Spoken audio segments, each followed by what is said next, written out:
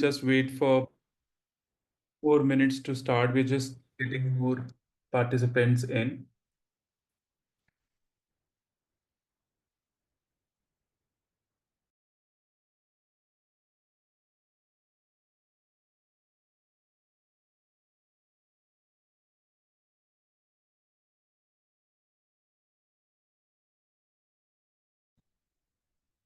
Hi, good afternoon, everyone. Anamika this side. Hi, Anamika. Good afternoon. Thank you for joining in.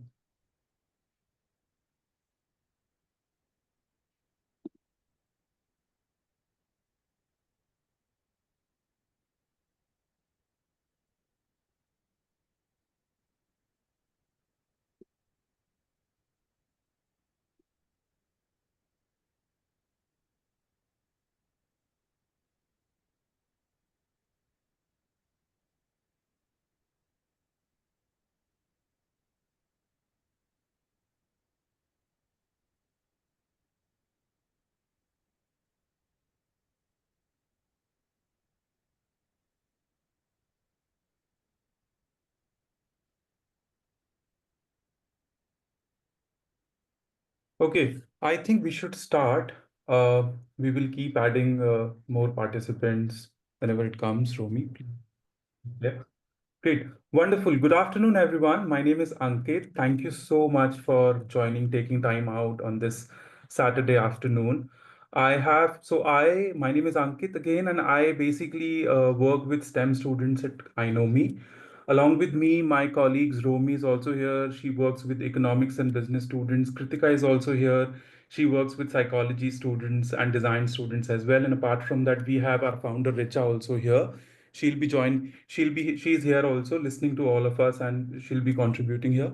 So yeah, and today we have today is definitely going to be a very exciting webinar because now the application times are here and we have four modern age universities of India with us. We have Plaksha, who is offering modern age BTech programs in India. Apart from that, we also have Ashoka University, Krea University, and Flame, all of them. So this is a platform where all four of them are together, and you can definitely ask the questions you have. The our main aim for this whole webinar today is that please feel free to come up with your questions, whether it is related to applications, whether it is related to the careers in these colleges, whether it is related to the future automation and the current job scenario and other things. Please feel free to use the chat platform.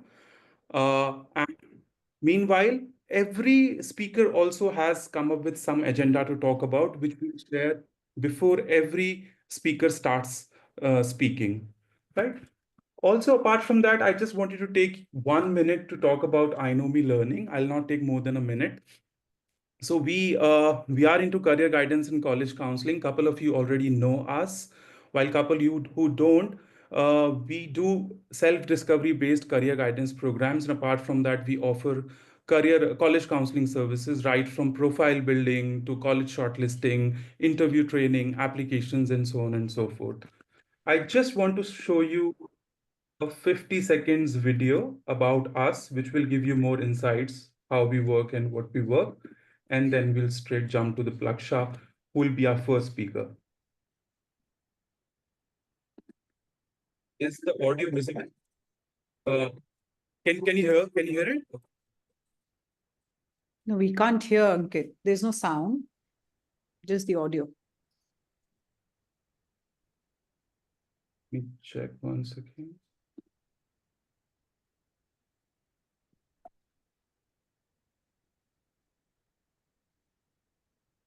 Share sound. Yeah, now I think there should be sound.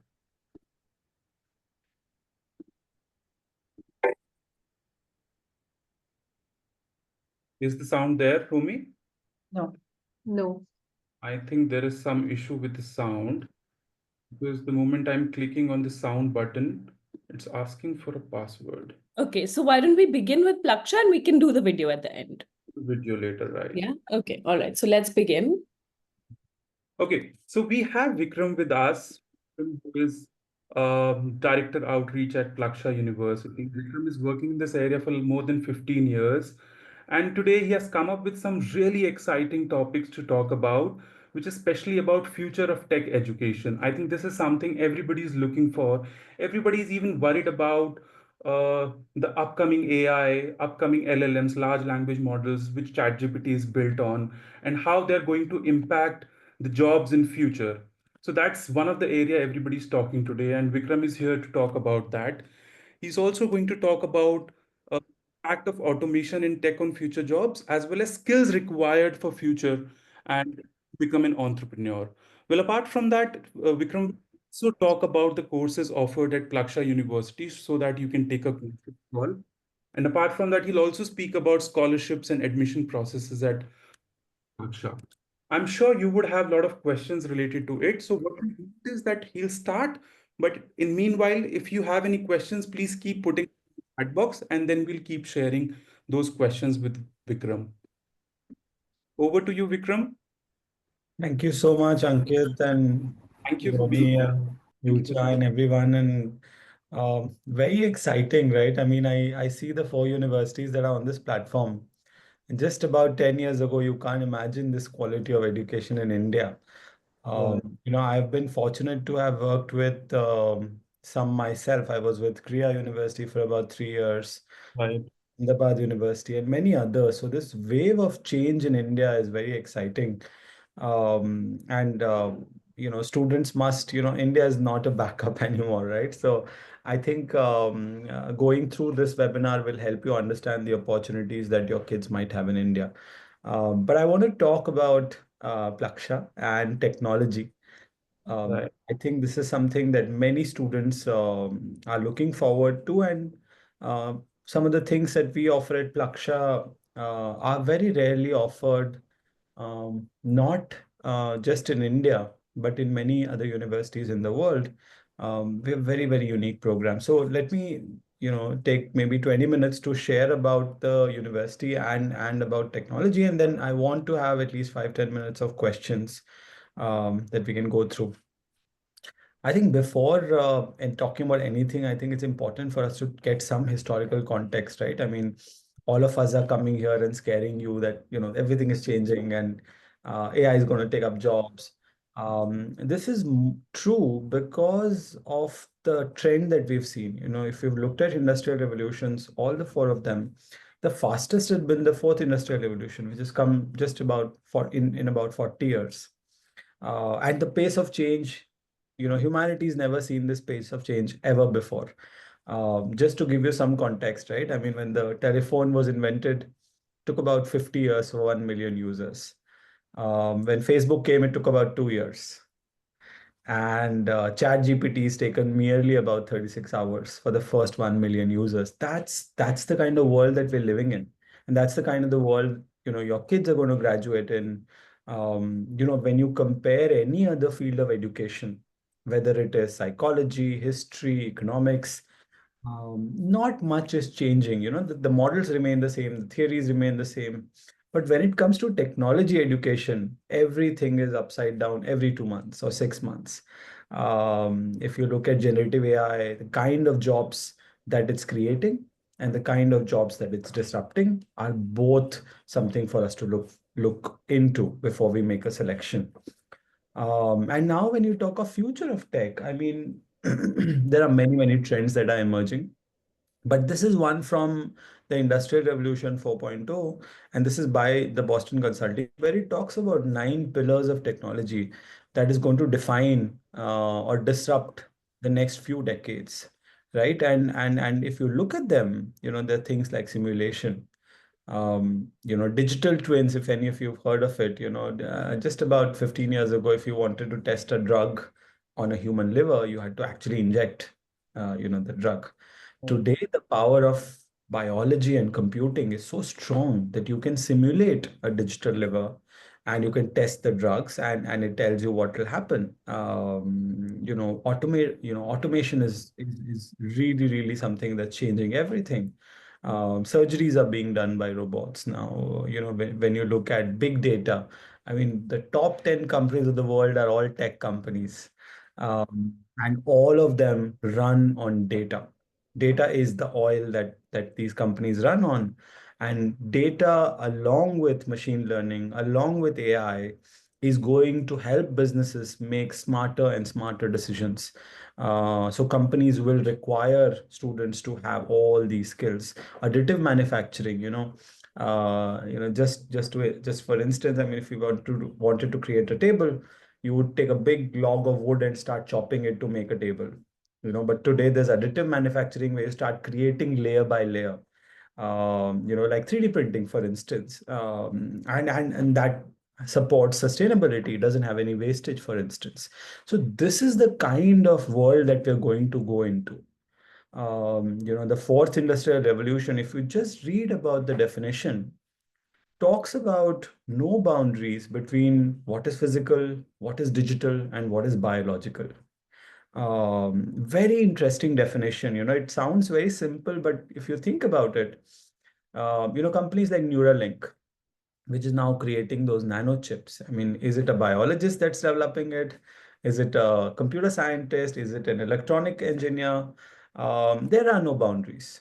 And this is why, of course, on behalf of Plaksha, I would like to advocate for technology, but, that's what's happening. Tell me one industry that is not disrupted by technology. Whether you look at mobility, today we can't do without Olas and Ubers. Airbnb, the biggest hospitality company, for instance, doesn't own a single hotel room. It's a technology company. Uber is a technology company. They don't own cars. So think about all the industries that are going to be impacted. If you have here, there are parents, and I'm hoping some of you have heard, but if there were kids here, you ask them what is Sora, and they would all know, what is Sora and what is DALI. All of us know Chat GPT, which is just text to text. But if you look at DALI, it's text to image that came just about 6-7 months after ChatGPT. And now you have Sora, through which you can create videos using just text prompts.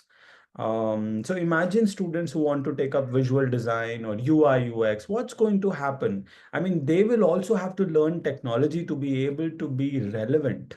So a lot of the jobs in that way are going to be impacted by these emerging technologies, and upskilling is going to be a big thing, right? Very quickly moving into interdisciplinarity, and this is where I want to make a strong case. In engineering, when you think about liberal education, and we have 3 universities that are all offering liberal arts and sciences. When you think of liberal arts and sciences, parents are more open to listening to you. They are okay with coming to you for advice on psychology or political science. But when it comes to engineering, the mindset is very, very traditional. We still think about mechanical, electrical, civil, very siloed disciplines that are offered across the world. Even in universities abroad, they're very siloed disciplines. In the US, for instance, you still have the flexibility of the whole program where you can take courses from outside. You have project-based learning that helps. In India, they're very siloed, and departments rarely talk to each other. For instance, if you take the JEE test or the JEE advanced exam, the first major is always computer science. Post that is electrical, electronics, and uske baad comes mechanical. And the reason mechanical is not so popular anymore is, job. It's directly correlated to the kind of packages and job. Professional degrees that way are very practical. They are directly linked to your return on investment in many ways, right? Which is, we can debate about whether it's right or wrong, but that's how people think about professional degrees. So when you think of mechanical, today, if you look at machines, they are more and more intelligent. I mean, the series, the kind of machines, the cars that we drive, they are more computers than machines. They have complicated code. But if you look at the traditional mechanical engineering, you would remember that just about a decade ago, we came up with a new program called mechatronics, because people realized that machines will now need sensors. They will have electrical circuits. So they combine mechanical and electrical. But today, for you to be relevant, you have to be a robotics engineer, where you understand mechanical, electrical, and computer science and emerging tech. But unfortunately, in universities, mechanical is still taught as a standalone discipline. So even in engineering, you must look at newer programs, programs that integrate design, program that integrates entrepreneurship, soft skills, social sciences along with technology. So that's really where I think things are going. And beyond that, I think skill-based education is the need of the hour. Here, let me tell you one thing, that many times when we think of very modern education, we think just about the breadth. But breadth is not enough. You need the depth. So I think it's the T-shaped structure that really is important in education, especially in engineering. You cannot not have your core strong. You cannot compromise in mathematics. You should be great in concepts like linear algebra, integration, differentiation, calculus. You have, if you, that's the core. Computing, you cannot mess up with computing. You cannot not know data science. So that's really, really important. So depth in those areas is important. But along with that, what is essential for you to be a technology leader is to have resilience, is to be able to work with different kind of people, is to be able to ask the right questions, is to be able to have some business sense, is to be able to learn a little bit of micro macroeconomics and policy for you to be able to be a holistic engineer, right? That's what we are talking about. So at Plaksha, when we talk of holistic education, we are in no way compromising the depth of any of our programs, right? Quickly coming to the 4 programs that we offer. One is basically the CSE major, right? Which many universities offer. This computer science. And we understand that if you look at any of these applications, cybersecurity, chatbot, you cannot do without learning emerging tech. So the first program that sort of Plaksha offers is called Computer Science and AI. This is an integrated major. And help students delve into the field of, natural language processing, large language modeling, computer vision, quantum computing, so many newer things that are coming up in the field of software engineering, right? The second major that we offer, which is very, very interesting, is in the field of biology. PCM students generally who take engineering always discount biology because they don't study it in 11th and 12th and they feel this is a very alien subject. But let me tell you that about 60% of all research that happens today in the world in the field of engineering happens in the field of biology.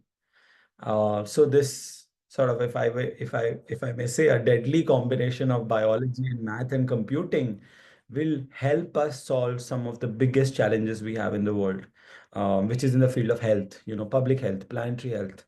We are all in Delhi NCR and it's just impossible to breathe for 4 months. I mean, these are problems that students should be thinking about. For agriculture, Plaksha, for example, has a farm on campus, a sugarcane farm where we do a lot of tests in drones, with biopesticides, where is the minerals, what kind of water is reaching, is there enough sunlight? There is huge application in agriculture, whether you look at environmental engineering.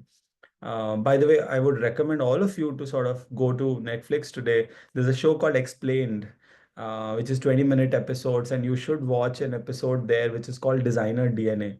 Please watch that episode for you to understand what's happening in the field of genetic engineering. Just to give you some context, the Genome Project, which came up with, we came up with all the genome sequencing that is possible, and we put it together. It just happened 20 years ago. So the biggest invention in the field of biology just happened 20 years ago. So imagine the kind of opportunities available, So this is a beautiful major that Plaksha offers. It's called Biosystems Engineering. We don't call it biomedical or bio tech because most programs which are called that are only focusing on human health. We also focus on planetary health, and we look at different scales in biology, right from a nanotech, a nano to a size of a human heart, for example, organs to a full entity like a bird or a human being. So we look at a different scale of biology when we talk of biosystems engineering, right? The third program we have, as I said, is where we've integrated mechanical, electrical, computer science, whether you think of aerial robotics, underwater robotics, medical robotics, any sort of those things. You will require a program like this, which is, again, Plaksha's program is called Robotics and Cyber Physical Systems. Very rarely would you find these programs anywhere in the world, not just in India, right? So, and by the way, I would invite all of you to go through our website. The detailed curriculum of each of these majors are given. You can read each semester's courses, what is taught in those courses. So we're quite democratic that way. You can go through it and compare it with universities. And we have students who've compared it with some of the top universities in Singapore and US, and they found our programs to be much more innovative than some of the most established universities. And finally, the fourth program that we offer is called Data Science, Economics, and Business. This is, again, when you look at uh,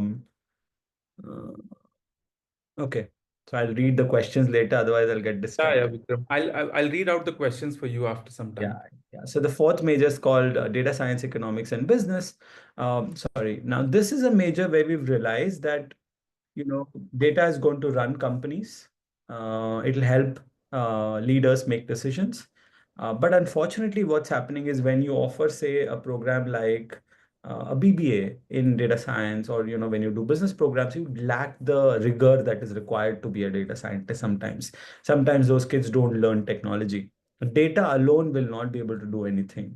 Data clubbed with technology is going to help solve problems. So that's why a BTech in data science is always something that should be preferred. The Plaksha program actually goes ahead and integrates economics and business. So this is by no way an economics degree. So, I request everybody to stop calling it a Plaksha economics program. It's a data science program, right? It has components of economics and business, but this is no way a liberal arts economics program. This is for somebody who knows they want to be an engineer, who loves data, who wants to do economics, who should have options of doing business, but at the end becomes a data scientist, right? And have applications in consulting, in algorithmic trading, in policy, you name it, right? So these are the kind of roles that students can have. And again, we've looked at and benchmarked many universities across the tech and the liberal arts field. We don't know of other universities that offer this combination of program, which is data science and economics and business, right? Let me take maybe 2-3 minutes to tell you about Plaksha and who we are. Plaksha is a model of collective philanthropy. If you know of companies like Make My Trip, Naukri.com, Policy Bazaar, Havels, Axis Bank, a lot of these companies are donor companies for Plaksha. And Plaksha's founders include a lot more tech founders. The first AI unicorn of India, Fractal Analytics, the founder is a founder of Plaksha. Genpat's founder is a founder of Plaksha. So really, some of them are common to Ashoka University, but there's no other connection between us. We are two different universities.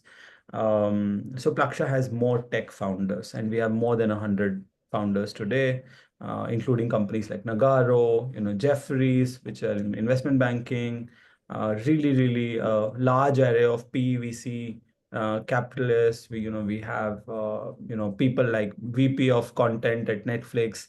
So those are the kind of people that are founders at Plaksha. Our partnerships are very strong. We are very new, by the way. We just completed 3 years. So we are benchmarked against universities that are much older, but that's fine. So our partners include Berkeley, Purdue, Cornell. We very recently signed with Penn Engineering. In fact, not just abroad, in India, we partnered with some of the best institutions. For instance, Plaksha students would be able to do a semester at Triple IT Hyderabad. I mean, these are kind of opportunities that you get, if you get into Plaksha. Our faculty, I don't want to go too much into detail, but they are, we have a great mix of tech leaders from the West and India. Dr. Rudra Pratap, who's the Vice Chancellor, was the Deputy Director at Indian Institute of Science. It's called the Mecca of Science in India. He started the Nanoscience and Technology Center there, a prolific scientist who runs the university. Our Chancellor is Dr. Shankar Shastri, was the Dean of Berkeley Engineering for almost 15 years, so one of the most renowned engineering experts in the US. And of course, the full-time faculty, all of them come from some of the best tech institutions in the world, MIT, top IITs, Caltech, Purdue, so really, really some of the top class universities. And the best part is that it's still very small. Our batch sizes are going to be what, 250, 270 this year. So you're in a small university, you have the faculty student ratio is amazing. It's just about 1:10 right now. So those are advantages. Just summarizing, so how are we different? I think one is our curriculum is very different. Our foundation programs are very, very different from engineering universities across the world. Freshmore is what we call it, 1.5 semesters where you can study and then decide what you want to do. By the way, in engineering, I don't think any other university in India allows this, that you come in, do a course for 3 semesters and then decide. Usually liberal arts colleges allow this. Engineering, you are admitted into one of the majors. So Plaksha is probably the only one that allows you to explore. So I think that's a strong point. Everything is project based. So I think that an ecosystem, I'll skip some of this. I can share this PPT with the iKnow team. They can share. Wait, sir. I'll skip this video. India has a lot of. There are lots of videos, but I don't think I need to show any of them, right, Ankit? Vikram, we have actually a lot of tons of questions are coming on the subject requirement. If we can. Should we, okay, I'll just stop with talking about the YTS program. So by the way, if there are parents who are grade 9 through 11th, if you have students who want to experience what engineering is at Plaksha, you should think about the YTS program. This is a summer program for 2 weeks. Probably one of the only rigorous tech summer schools in India. And we have faculty from Harvard Medical School, Northeastern, and Plaksha faculty teach in the program. I can talk about placements and admissions if there are any questions or global partnerships. We are located, by the way, 10 minutes away from Chandigarh Airport. So it's a city campus, about 50 acres, and Ankit has been there. Ankit, do you want me to talk about admissions or should we take that as a question? Vikram, I can take you through questions, but a couple of people have asked the similar kind of questions that what are the subject requirements, because some of them are in IB or some people are asking that if my son did not opt for science in grade 10, he has eco, computer science and math in grade 11. Is he eligible to apply for data science program? So if we can just talk about the subject requirements. Yeah. So math is the only mandatory course that we need. We don't need chemistry for any of our programs. Physics is a highly recommended subject. That is because when you come into the program, if you get it, you might have to do, not you might, you have to do a couple of courses in physics. If you don't have physics in 11th and 12th, we will allow you to apply, but you should come with complete awareness that this is something that you will have to do. And there's enough support that's available to students, right? But physics, a couple of physics courses are going to be mandatory. We have students who come from the commerce background who don't have physics, but they just have to put in a little bit more work than some of the other students. The other thing is from this year onwards, we have allowed for physics and biology students to apply who don't have mathematics. Because in India, I think a lot of students who apply for medical or allied courses, they drop mathematics. From this year, we will allow PCB students to apply. They'll have to go through an additional round of assessment and have to take a bridge program in math, but we are going to allow them to apply. That's interesting. That's something new from this year onwards. We have got one more question that I'm in IB curriculum. What are the subjects I need to take for data science program? What is the IB score you're looking at? This is a tough one. This is a tough one. Yeah. So the requirements, we need three HL and 3 SL subjects. I think that's a standard requirement of AIU. So that's what we also look for. We require mathematics as a mandatory course in IB. We prefer AA math. So the highest priority would be given to students with AAHL. And then we would prefer an ASL over AIHL. So that's the math requirement. Physics is, again, as I said, recommended, highly recommended. Generally, we require a 6 in every subject.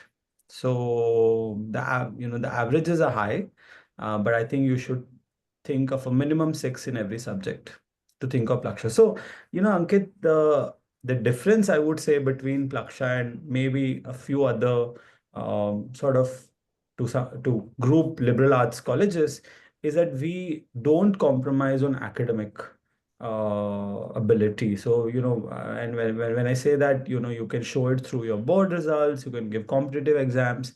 You have to have done above average in mathematics, particularly throughout your academic journey from the ninth onwards. So that is something that we are very, very particular about. And post that, once we know that you will be able to cope up with the rigor of the program at Plaksha, then we look at everything else. Understood. We've got one more question related to it, that do you consider SAT scores? If yes, what are the kind of scores required? Yeah. So we do consider SAT. In fact, a couple of years ago, we used to give firm offers on SAT. We've stopped that now because, at Plaksha, we only look at the SAT math score. We don't look at the English score. And we've realized that, even kids who with 800, where we've given firm offers, have actually struggled in our program. So because the SAT math does not test the level of math that Plaksha requires. It basically tests class 10th math, right? So while we take scores, I mean, we know the level of testing that SAT does, right? So that's what it is. The students ideally should have a 750 and above to think of Plaksha. The average is higher, but a minimum of 750 will help. Okay. Two of the participants have asked, is there an entrance test for Plaksha admission? Which I know it's not, but you can submit your additional test scores like SAT and JE, right? Yeah. So just to quickly tell you, there are two steps, two stages of admission. The first stage is to apply online. The applications are open, by the way. We require your transcripts from the ninth onwards, ninth, 10th, 11th, and grade 12th predicted. We allow for both self and school predicted scores. If the school gives predicted scores, we'd prefer that. You can submit one of the competitive test scores. So we take the SAT math, we take the JE scores, and we take the ACT scores. So JE, we know, JE sort of, if you have done well in a JE main or a JE advanced, you are eligible for a firm offer much quicker than, the other tests, because JE, we know, tests a different level of math. But the students who've not given any of the competitive tests also can apply just with board score. So that's the first requirement. Then we have extra and co-curricular activities that I think all universities look at. There are a couple of essays that are part of your application. And if you're clear the first stage, you come into the second stage, which has a couple of interviews. There are two interviews mandatory from last year. One is a technical interview, which will be with the faculty, which will have questions in math and physics. And the second interview will be on creativity, innovation, thinking, awareness about your application itself. I hope that helps. Yeah. Yeah, that's really helpful. Sorry, I Vikram. have a question here, very quick, Ankit, if I may. The students have been asking, does it really matter if they apply in the first round or third round or fourth round? Does it impact their admission if they apply in the fourth round? Doesn't matter which round you apply in. Generally, there are different kinds of people who would apply in different rounds. A Right. student who would apply abroad would be ready with his application. SAT tests aa gaye, result aa gaya. They are ready with the essay, so they would apply early. A kid who's looking at India, the engineering colleges, the IITs, they would apply either after the JEE main one or the main two. So it doesn't matter when you apply. The only advantage of applying early is that you get to hear from us early. And either you have relief that you have an offer from a good university, or you should then be rigorously looking for options if you don't make it. So, the bigger thing is that most Indian universities only give you admission after board exams. So if there are universities that allow you to apply early, I would recommend that you apply early so that you know whether you have a chance or not. Right. No, it was basically in terms of the number of seats, like, do they go down in subsequent rounds or they have a fair chance? We manage that very well, Romy. So there are no reserved number of seats for each round. Each Wonderful. application is looked at equally if you apply in the first day or the last day. So it doesn't matter. Really nice. Thank you. Thank you, Vikram. Mr. Ankit, I just want to ask something else. Is there any criteria of the marks of the children? There's a total number of marks required for admission in the. So the minimum requirement is what you want. Okay. Is there a minimum requirement in terms of Board? I think you Which said board? 6. Which board, ma'am? I'd say ICSE board. ICS, ISC. Yeah. So the national boards, you should have there is no criteria, ma'am. There's no Okay. cutoff. Anyone can apply. But you should safely have a 90 in math in 10th and 12th and 90 overall to think of Plaksha. We are quite selective. Yeah. Okay, and there's entry with some entrance test has to be given or what for the admission? It's not mandatory, but you can submit scores from JE or Okay, SAT or ACT. okay, thank you so much. Great, thank you. Just two quick questions, Vikram. One is that is bio required for grade 12 for bioscience engineering, biomedical? And I'm sure it's not a mandatory subject, right? Which you have already answered. Not mandatory. Not mandatory. And Megha is asking again a tough question for you. What is the acceptance percentage? Acceptance rate of Varies every year. It varies, but generally we accept maybe 3 out of 20 students, 2 to 3 students out of 20 who apply to us. okay. Yeah. So it's not bad. It's not as bad as the IITs. But the quality of students that apply to Plaksha already, they know that, you have to be of a certain quality to apply to us. So that way, it is competitive. Yeah. Great. No, in fact, I would also like to add here, last year, Vikram invited all of us. I was there. We have got an opportunity to see, interact with the faculty members, students also. We saw the whole infrastructure. And personally, I've spoken to a couple of students over there and they're really happy. The kind of work they're doing. We saw the Makers Lab over there, the kind of projects they have made over there. It's just outstanding. So great. And thank you so much, Vikram, for all your inputs, your valuable insights. I wanted to share the screen once again for everyone that the admissions are out. You can take the screenshot, go through the website. The first round deadline is 15th December, which is around the corner. And then there are other deadlines also. Just before we close, Ankit, there are a couple of things. You can visit the campus. I would invite everybody from Delhi to visit, please. Educational tours are highly underrated in India. You must get out of your house. I Don't go to the mountains, but go to a university. All right. Correct. So go to all the ones that you want to attend. The second is tomorrow. If any of you are in Delhi NCR, we have an open house, by the way. Plaksha is hosting one at Vasant Valley School in Delhi from 11 to 1. And we have Ritesh Malik, who's the founder of Innovate, Wonderful. who's around, and Nandini, who's our dean, is around. So if you are interested, I think the team here has the link. Please register and come. Yeah. Yeah. Thank you. Have I link, had I'll one send. quick question. Do we need to schedule the campus visit or is it just a walk-in? No, ma'am. Walk-ins are not allowed. The website has some pre-decided dates. If you go on the homepage, there is a campus tour button. You can register the date that Great. works for you. Okay, thank you.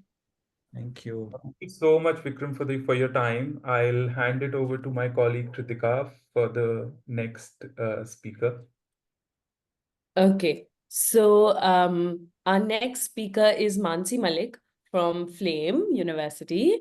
So I'll quickly introduce Mansi to you. So Mansi is the Regional Head of Admissions and Outreach for North India at Flame University. She has over 14 years of experience in student recruitment and corporate relations. She excels at student counseling, outreach events, and strategic market building. She brings with her expertise in her background in business analytics and corporate relations with top MNCs, including her work on global campaigns with Fortune 500 companies. Mansi's topic today is liberal education in a world of opportunities. Over to you, Mansi. Hi, good evening, everyone. Thank you so much, team I Know Me. Thank you for giving me this opportunity to interact with the students. Let me quickly share my screen with you all.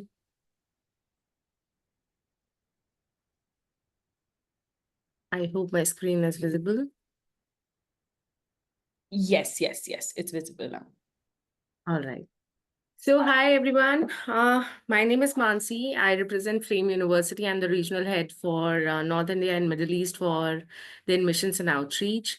And Flame, we are based out in Pune, Maharashtra. We are the pioneers of liberal education in India. When I say liberal education, we are the multidisciplinary and interdisciplinary platform of education, which provides you both breadth and depth in diverse areas of knowledge. So, why liberal education? I always start my presentation with why you want to go for the liberal education. Why not with the traditional education? We do understand that the education ecosystem is evolving big time these days. So, how liberal education is going to help you in getting your dream job or what you exactly want to achieve in your career. So how liberal education is going to prepare you for life. So these are the skill sets that you will going to focus throughout your 4-year undergrad program. So these are the skill sets that the employers are looking out. If you ask me myself, I worked with SAP. I worked with the good MNCs, and now when we see the transition of the concept and the mindset of the organization coming and hiring for the students, they are not looking out for the technical skills. They want to see your teamwork abilities. They want to see your problem solving abilities. They want to see your analytic, quantitative, verbal communication, writing abilities, your leadership abilities, that you how well you are in terms of when it comes to your problem solving and adaptability. So these are the skills that you will learn throughout your undergrad program, throughout your 4-year degree program in liberal education. You'll do so much in your 4-year program. You'll do your research, you write your research, you publish your research. A computer science student might do a research with an entrepreneurship student. An entrepreneurship student might do a research with a marketing student. So it's a very interdisciplinary approach that we follow at Flame University and any other liberal education university. So you get to explore one discipline with another discipline. And it's not just that you will do the deep dive knowledge into what you will study, what you will select as your major and minor. You will do and explore so much throughout your 3 or 4 year degree program that you will do your research. The first year is the foundation year. That is the core year where even if you are not sure about what exactly you want to learn, what you want to study in your undergrad, we will be giving you that 1 year to explore yourself. I have seen students coming with a very strict mindset that I will only study computer science. They end up choosing psychology as a major in their second year. That is a diversity that we provide as a liberal education university. So these are the abilities cultivated in any liberal education university. You start thinking critically. You analyze things very effectively, very efficiently, because you do so much deep dive knowledge into experiential learning programs. You solve things very in a complexity manner. You have such leadership quality in yourself. You work very independently. You do your research in particular programs. So I will be giving you few examples how your major will give you more knowledge in terms of, if you choose computer science as a major and entrepreneurship as a minor, how you can combine these two as a multidiscipline, and how you can cope up and how you can actually achieve your career as you can actually ditch computer science and do something in entrepreneurship. You can start up with your venture if you wish to. You can use your entrepreneurial skills and your computer science skills and start off with your own thing. That is the abilities, that is the skill set that we are talking about in liberal education. And the Flame liberal education experience is outstanding. It's a 4-year degree program that we offer at Flame with an exit option of the 3rd year. So it's not mandatory that you have to go for the 4th year. It's an optional year that we have. It's the experiential learning. It's a research year that we have added. If you want to go for the 4th year, the degree that you will get is converted into an honors degree. So it's not just you are going to get the normal degree. The degree you will get is an honors degree. So this is the undergrad program overview looks like at Flame University. So we have 5 programs. We have School of Liberal Education, School of Computing and Data Sciences. We have School of Business Communications. We have School of Design, Fine and Performing Arts. So we offer degrees. We have BA, BSc, BBA. We have BBA honors and we have a BDES, that is a design degree that we have. We have all in honors as well. So we have introduced a few more majors. So it's not just 350 plus, it's now 400 plus majors and minors at Flame University, where we have interdisciplinary majors in computer science, design, data sciences, and economics, and design management as well, other than our design program. So the components that we follow at Flame is the first year, as I have mentioned, the first year is the foundation year, where you will explore your options, where you will do your universe of knowledge courses, you do your skill courses in the first year. And second year is where you need to announce your major and minor. And your major decides what degree you will get. And out of 350 plus 400 plus combination, you can choose your major and minor. So the third year is about the experiential learning programs. The third year and the fourth year is the practical learning programs that we have. We do have open elective courses as well at Flame University. So these are the skill sets that I was talking about. It's not just the technical skills that you'll work upon. You'll work upon on your fundamental skills. You'll work on your academic writing skills, critical reasoning, public speaking, digital literacy, financial literacy, introduction to applied sciences as well. So yes, this is the bucket that we have kept for the universe of knowledge courses for the first year. So you can choose around 18 subjects in the first year: the social sciences, humanities, physical and natural sciences, fine and performing arts, and global studies. You can choose economics. You can go ahead and choose psychology as well, literary and culture studies, maths. You can choose entrepreneurship, visual arts, music, dance, theater. So you can combine these courses in the first year, and out of these courses, you get to choose your major and minor. So these are the social sciences, humanities, physical sciences, fine and performing arts courses that we offer. And so yes, you can combine 2 disciplines, 400 plus major minor combinations again. So this slide, I really want you to take a look. And so we have BA, BSc, BBA, BBA Communication Management. As I said, your major will decide what degree you will get, irrespective whether it's Flame or non-Flame. I guess most of the liberal arts universities, liberal education university follow the same concept, where some of the universities offer economics under BSc, psychology is offered as BSc, but in Flame University, economics is offered under BA. Psychology, if you chooses to go ahead with psychology, you'll the degree you'll get is BA. And we have applied maths, we have computer science, we have data sciences, economics. If you go ahead and choose computer science, the degree you'll get is BSc. Finance, marketing, human resource comes under our BBA degree. Advertising, branding, digital marketing, communication, film and television management comes under BBA Communication Management. So this is the chart that we have for the major minor combinations. So with finance, you can go for applied maths. You can choose public policy or psychology, 1 major with 1 minor. You can do dual major as well, but for that, you have to be extremely rigorous in your first year, and that you get to have an approval from the dean, the vice chancellor, then only you'll go ahead and do the dual majors at Flame. So with entrepreneurship, you can go ahead and choose applied maths as a minor, public policy as a minor, music, dance, theater as a minor. So this is available on our website. You can go ahead. I'm happy to share the chart with Romi. She'll share with you. Bachelor of Design is a very new degree that we have recently added, announced at Flame University. It's a beautiful degree that we have. Again, a liberal degree. It's not a traditional degree that we have where you have to study a set of subjects. No, it comes as a major and a minor, where possible minors can be psychology, literary and culture studies, marketing, entrepreneurship, and business analytics. So the major is going to be your experience design. So the core is going to be your design.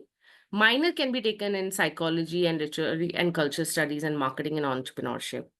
Again, the components are going to be same as for the undergrad degrees. The first year is the foundation year, and rest of the years you can choose. The third year is the experiential learning, and the fourth year is again an optional year.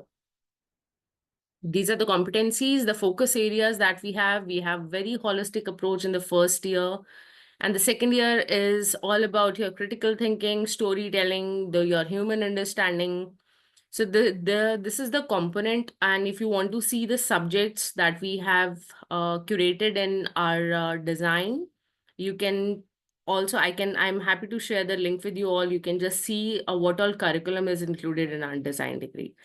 Experiential learning, we at Flame University, we take it very, the pedagogy that we follow at Flame, it's very important because it's all about experiential learning, the practical learning. So we have different activity programs, the practical learning programs that we have. We have development activity program, we have Discover India program, we have summer internship program.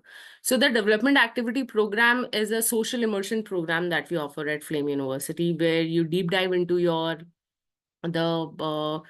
the major that you are doing. You'll do your research in that major. You'll be divided into groups and you have to travel all across the globe. We'll be funding you for that project.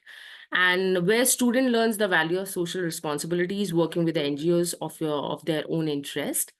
And the other one is Discover India program, where we have historical and cultural immersion programs where students undertake field research. This is more of a research program where they do their research, they write their research, and they publish their research as well. Then we have summer internship program for the professional immersion program that we have, where students get hands-on professional working experience with the internship companies coming in for the placements and for the internship programs. Student research, we have different facilities at Flame University. We have assisting faculty research center, we have research funding center, we have group collaboration projects, we have almost 400 plus group collaboration projects going on at Flame University, which is run by the students itself. We have more than 50 plus clubs run by the Flame students. We have animal welfare club, we have dance club, we have music club, we have theater club. You can start off with your own club if you wish to. We have individual thesis and research centers available at Flame University. So the global education, global exchange program, so global immersion programs, when I talk about this, I feel very proud because we have more than 100 plus ties with the international universities where students do their exchange programs, study abroad and summer abroad programs, where they go for the types and the summer abroad conferences, research opportunities to the type universities that we have. For 3 months, for 6 months, and for a year, again, depending upon how well they perform in their first 2 years. So it's completely based on your merits. Then, so these are the Global Connects universities. Some of them we have not mentioned here. We have York University, we have tie with Indiana University, Yale, Boston, we have Babson Collaborative, we have Frankfurt School of Finance and Management, we have IE University tie-up. We have students going there for their research programs. They collect they gain their credits for their exchange program. They come back to Flame. Again, these credits are transferable from your UG to PG degree. This is how we help you to actually apply to these universities right after your undergrad. And that is what Flame is known for, famous for. So the global immersion, this is some of the examples of the conferences and research opportunities that our students have done so far. So they have attended the conferences and research. in different universities with the Global Connect programs. These are the thought leaders. It's not just from the faculty. Our students learn so much. It's not, we have esteemed distinguished guest speakers coming in to share their expertise and background experience with the students. We have recently invited Ministry of External Affairs, Mr. Shankar at Flame University. It was an outstanding experience he has shared with the students. So these are the few names, those who have come in the past and those who are still coming to share their share of experience with the Flame students. We have so Flame is, I believe that the backbone of Flame is our faculty. We have faculties all across the globe. We have faculties from University of Cambridge, Stanford University, University of Chicago, Brown University, University of California, Michigan. So these are the few universities we have faculties, those who are there on permanent basis at Flame University. So these are the glimpse of the campus. It's a beautiful campus spread across in 100 acres. On a beautiful valley in Pune. So we have 1 lakh square foot area just dedicated for sports. Sports is mandatory at Flame. Whether you play sports or not, you have to play, you have to choose sports at Flame University. Then only you'll get your degree at Flame. So career pathways, it's again a very good point when we talk about liberal education, how it prepares you for life. Are you going to stick around what you will study in your undergrad? It's just going to be marketing, or it's just going to be computer science, or it's just going to be environmental studies? No. I have seen a few examples in the past where the companies have come for the placement to hire someone from the psychology background. They have hired someone from the marketing background. So they are looking for the diversity. They are actually looking for the problem-solving abilities, the leadership qualities. And you can explore your career pathways in finance. You can explore in economics, computer science, entrepreneurship, journalism, psychology, plethora of options awaiting for you after your liberal arts degree. So you can go for the higher education, you can go for financial services and research job, you can go for the business development job, you can go for the management job, journalism job, entrepreneurship, public policy. You can actually go for the civil services. We have students, those who have gone for the public policy and economic tanks jobs as well. So these are the few alumni achievements. These are the company coming in for the placements at Flame. So we have consulting, tech, we have financial services. So we have Capgemini, Microsoft, Amazon, big 4 companies coming in for the placements as well.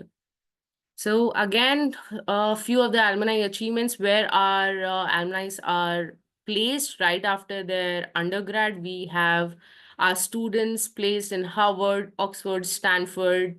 And you know, the ratio, I'm not going to lie to you, 80% of our students chooses to go for the higher education because of the curriculum is as such. They don't want to settle for less. So we do give them the opportunity for the summer exchange programs. We give them summer internship programs, research programs. We give you the opportunity for the placements as well. But again, if you are getting an opportunity to apply to these universities on scholarship, they chooses to go for their higher education. So these are the few examples. Arati Ganeshan had done her major in literary and cultural studies, minor in international studies, master's she had done from University of Oxford. Again, a career pathway she has chosen completely opposite in journalism. So that is something that I was talking about. Malvika Bhagwat had done her major in psychology, minor in literary and cultural studies, master's in Harvard, career pathways, edtech. So it's not just that what you'll study, you have to pursue something, your career in that particular major.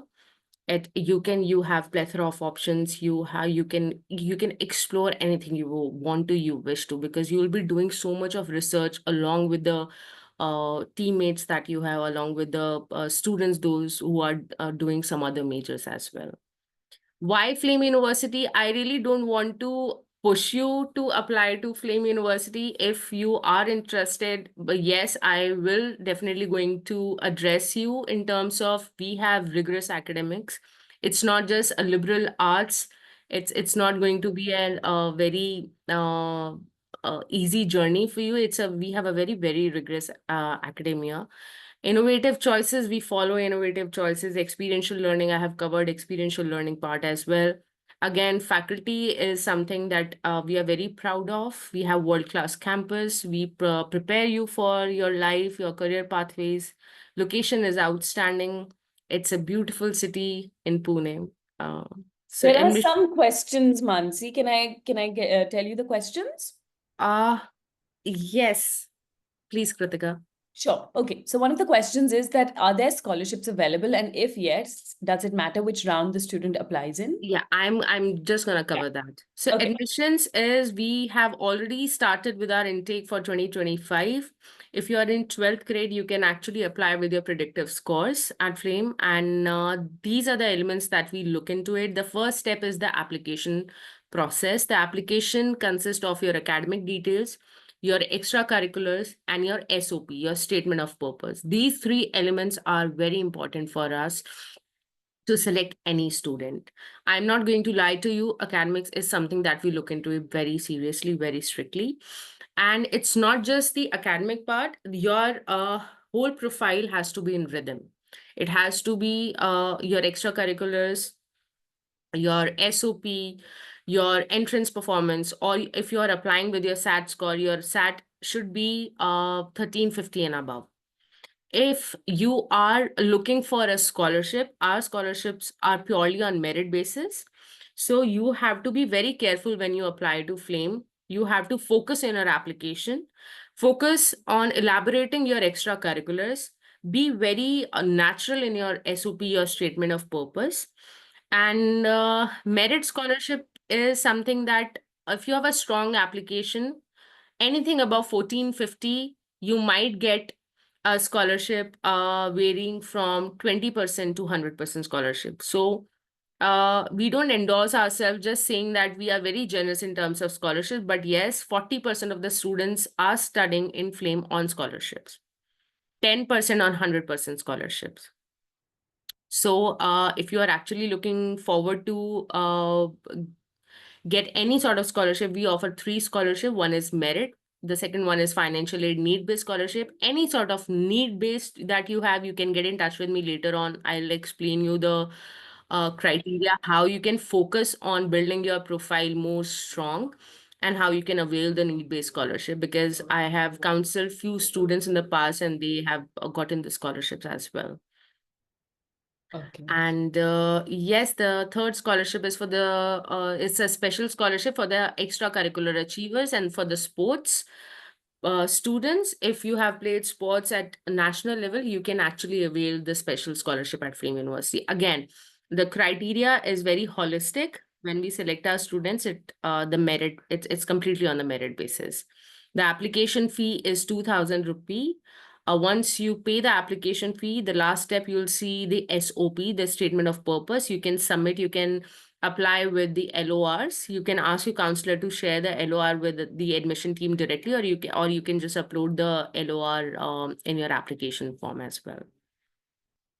So if you are applying with a SAT score, which needs to be 1350 and above, you need not to sit for the entrance examination. If you don't have a SAT score, then you have to sit for the entrance examination along with essay writing. If you clear our entrance, then you have to sit for the personal interview. So this is the Flame entrance aptitude test details. If you want to take a screenshot of this, you can, I'm happy to share the link with you all. Okay, we do have 1 or 2 more questions. So shall I Yes, quickly please. you? Okay. So can we combine psychology and BBA? Psychology and BBA. Yeah, that is one Psych- question. No. Psychology, if you chooses to go for psychology as a major, the degree you'll get is BA. But yes, you can choose psychology with finance, psychology with economics. And it doesn't matter.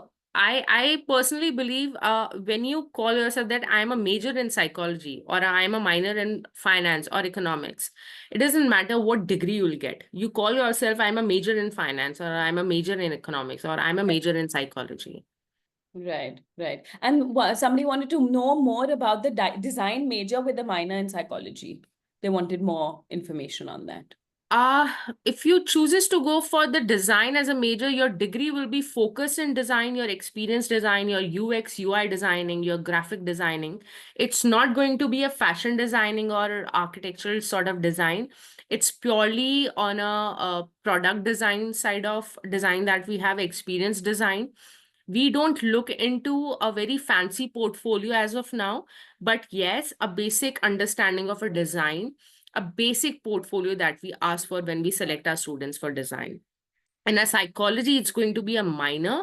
It's a beautiful combination that we have. So design as a major, again, the curriculum, 70% of the curriculum is going to be focused on design in our design degree.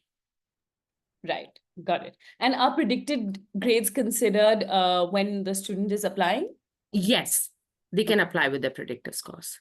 Right, but if they don't have them, is it necessary or it's okay? They can mention 0 out of 100. In case the school doesn't give it to them, then they Yes, mention 0. If they yes. have them, then Once they have it, they can share it with the admission committee directly. okay, great. And do you consider super score from the SAT? We don't, as such, it's not mandatory that we consider super score, but it's their decision which score they want to put in their as a part of their application form. Okay. And then somebody else is asking that your admissions are that you do have either an admission test or SAT. So how much is the 12th scores considered during the admission process? Depending upon which board you are from. CBSE, we have a different eligibility criteria for IB students, for IGCSE, Cambridge students, we have different criteria altogether.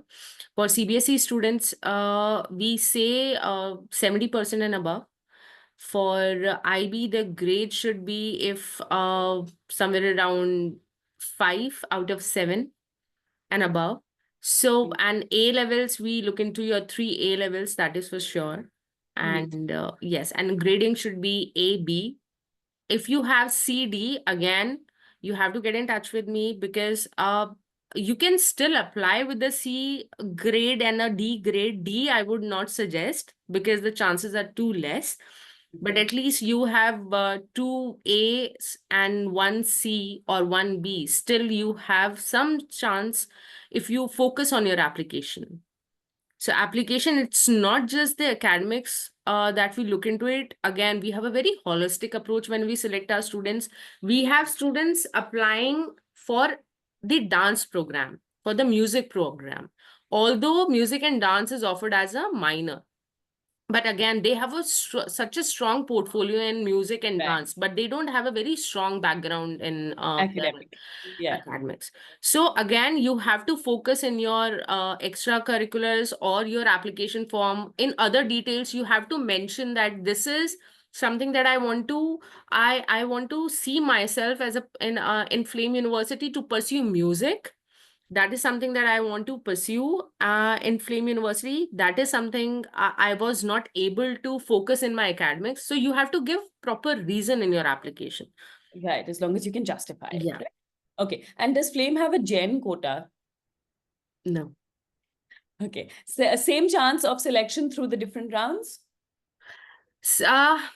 I suggest if you apply in the first 2 rounds, December and January, we have limited seats every year.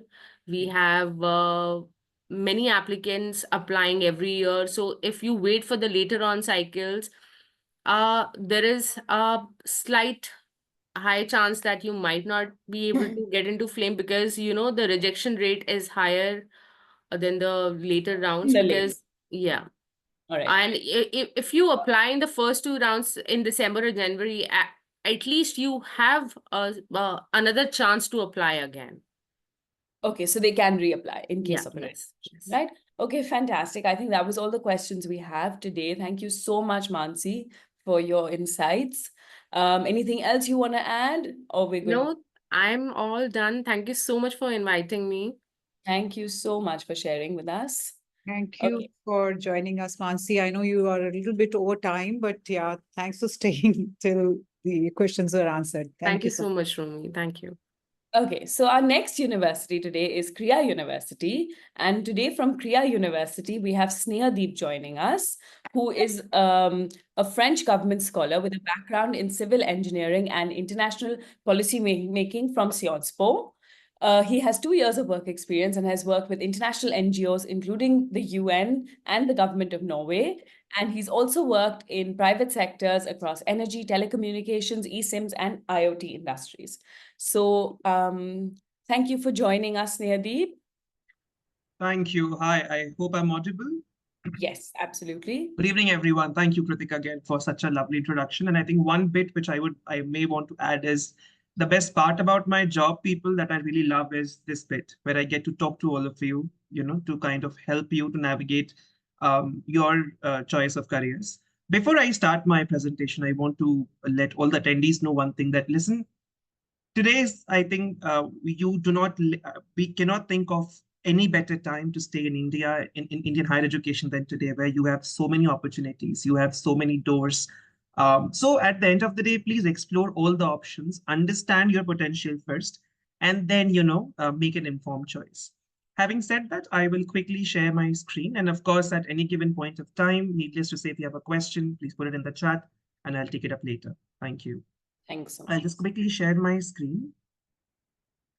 Kindly let me know if my screen is visible. I hope, oh, super. Okay, Yes, I'll just, it's visible. thank you. Thanks again, people. So I represent the Interwoven Arts, Science and Business program at Krea University. So I'm sure some of you may have heard of Krea University. We are a new age university, pretty much like all our peers, where the whole idea is to introduce you to interwoven education. And I think, as the previous speaker very nicely said, the idea is to prepare you for life. Because eventually the goal of every university is pretty much the same, which is to act in the benefit of the child and ensuring that you're making informed choices in your career. So I think I would just quickly introduce you to the Krea ecosystem. I am sure that all of you probably know Krea as a new university. But just a quick FYI, and also for all the parents who are attending this, that the School of Interwoven Arts and Sciences, which is the UG program, was only launched in 2018. But our parent body, which is the IFMR, now known as Graduate School of Business, actually was started in 1970s. Although all of it was rebranded as Krea, so I just want to keep one thing. I think it's also one of the icebreakers which I use in all my presentations. Everybody thinks Krea is the new university. The only new part is the School of Interwoven Arts and Sciences. The Graduate School of Business has been in the Indian education sector for over 3 decades now. Now, this is our ecosystem that you see, that, like I said, we rebranded ourselves as Krea. Today, Krea has access to 3 schools. One is the School of Interwoven Arts and Sciences. We call it SIAS. So for all your reference and all your future applications, for those who are applying, this is one term you'll be hearing a lot more. Then you have GSB, which I'll talk a little towards the end of my presentation, which is the Graduate School of Business, and the Doctoral School, which we would love to have you someday, maybe after a couple of years when you're done with your initial education. Now, alongside this, Krea also has research centers which are affiliated to the Krea ecosystem. Now, for those of you, if you can probably react, or by a show of hands, how many of you are interested in economics? If somebody can just react or just write on the chat. I hope no one's very shy. Okay, super. So I see some hands. Excellent. Very nice. That's all what I needed. So if you are interested in economics, and if you really look into some of the best policies of the Indian government, be it RBI or even India's macroscopic policy, a lot of policy making which happens in India and South Asia is also done by these leading research centers. I'm sure all of you have heard of Dr. Abhijit Banerjee and Dr. Esther Duflo, who had won the Nobel, who were the Nobel laureates for their work in economics. And guess which association, which organization they're associated with? The Abdul Latif Jameel Poverty Action. So Krea is, again, the Krea, if you, that is JPAL for you, as you can see, which is again a sister organization. And of course, Dr. Banerjee and Dr. Esther Duflo are on our board of management as well. So if you look into these different research organizations, primarily their expertise is academic research in economics. So which again is a huge benefit for you all, because I'll come to the major minor combinations in a bit. But for those of you who are planning to understand research, I think this is one of the best places in the country. Coming from an international affairs background, I can tell you, which actually teaches you what research is, irrespective of which major or which discipline you kind of go to. So this is Krea University for you. A quick couple of hygiene information. We are based out of Sri City. I'll come to that as well. It is in Andhra, the border of Andhra and Telangana. The Andhra and Tamil Nadu, my bad. The nearest airport is Chennai. And if you haven't already, please write to us and book your campus tours. So we started with the vision of some incredible people today, who've done great philanthropic initiatives. And the whole idea for these people is to change the higher education landscape in the country. I think you can see Dr. Raghuram Rajan, who's very fondly associated with us since day zero. And he actually still comes on campus and talks about his work in economics. And of course, that he's one of the best economists, which I think India has had in a very, very long time. So similar, as you can see, all the other, so that is the whole mission statement. We are supported by people who truly believe in the quality of education, who believe in the power of education, who want to transform lives by giving you the best education, the best of both the worlds. So now coming to the School of Interwoven Arts and Sciences, this is pretty much the school, I'll first talk about, and then I'll come to the Graduate School of Business. We have 14 majors and 3 minors. We'll come to the details. There are 120 plus subject combinations, 100 plus faculty, and what is the best part? Students. I feel very proud to say that it is one of the most student-friendliest campuses, which we today very proudly have in the country. You can, of course, do your own research, read on Reddit, read on Quora, and see what actually people talk about the campus life. It's a 100% residential campus, so all of you are away from your homes. You stay on campus. The campus life is pretty much your only life for the duration of your study. And not just a study, but you also learn some amazing lessons in life. And I think all of us who maybe have 1 or more degrees here, all the speakers can vouch for what a residential campus does to your personalities is excellent character building. And this is what you learn when you're actually out of your comfort zone. So this is, kind of what is the overview of the school I will present first. Now, look, I talked about the importance of career counseling at the very beginning. And again, I will restate the same, that those days are gone today, that, you will feel that, oh, I just have to go in a college and sit in a class and take notes and do nothing. I don't think any university, at least the new age ones today, operate in that. Before you choose a university, look into the skill sets that you acquire. Ask yourself these questions. What are the skill sets I'm going to walk out with? Now, if you come to Krea, irrespective of whatever major, whatever minor you study, these are all the skill sets which you acquire in each and every subject that is delivered to you. Think of yourself as a customer and this as a product. So these are the different features of the product which you get to use as a customer. I'll give you a very simple example, ChatGPT. I mean, I think the students might have a little bit of a laugh here who are using ChatGPT left, right, center for your assignments. Till 2020, when we were dealing with pandemic, I don't think there was any mention of ChatGPT. But let's just look today, what is the sort of influence of ChatGPT, in academia. So the world is very rapidly changing. And as much as I say it all the time, by the time all of you are in workforce, it will be even, I think, even more dynamic. I think AI is, needless to say, it has kind of overpowered the whole scene. So here, look for skill sets. Ask yourself these questions, that in a degree, what is the skill is that you're acquiring for? Like I said, again, those days are no longer, in place where you only have to study science, pursue a career in science, and that's about it. You could very much, be owner of a startup which is doing some incredible work in social science research. So again, the whole idea is to understand the complexity of subjects and how do you apply them for your future life and for your future careers. And that is the merit of an interwoven interdisciplinary education, as we call it. So here are all the different skills that you kind of acquire. A quick question, a quick quiz. How many of you feel that this whole concept of liberal arts is new in India? When I say new, 10 years old in India. How many of you feel this? By a raise of hands.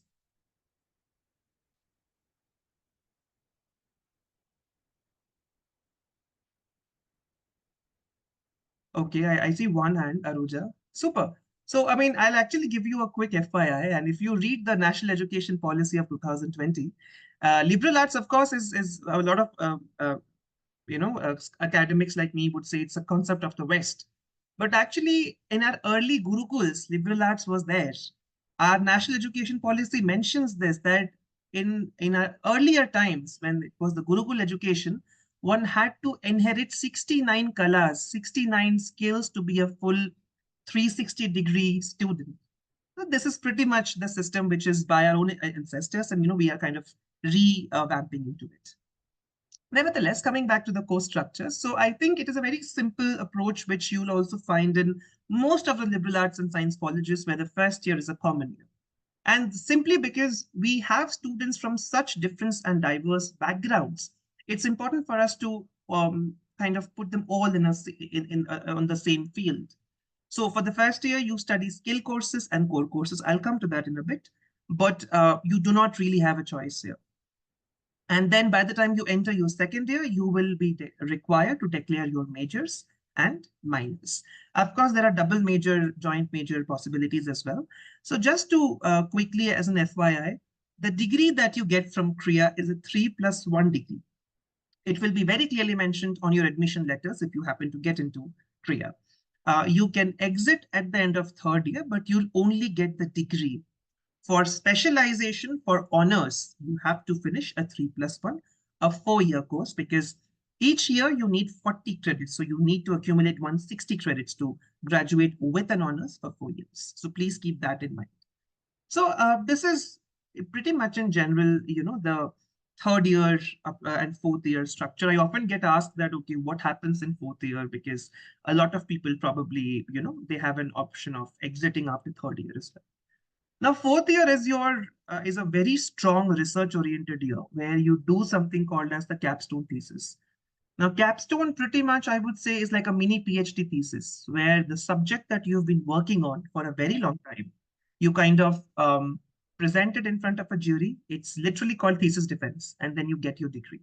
What are the benefits of fourth year? Some of our students who have done a research degree in 4 years, they have directly gotten into a PhD in universities like Oxford, in universities like Yale, which have direct trajectories from an undergrad program to a PhD program.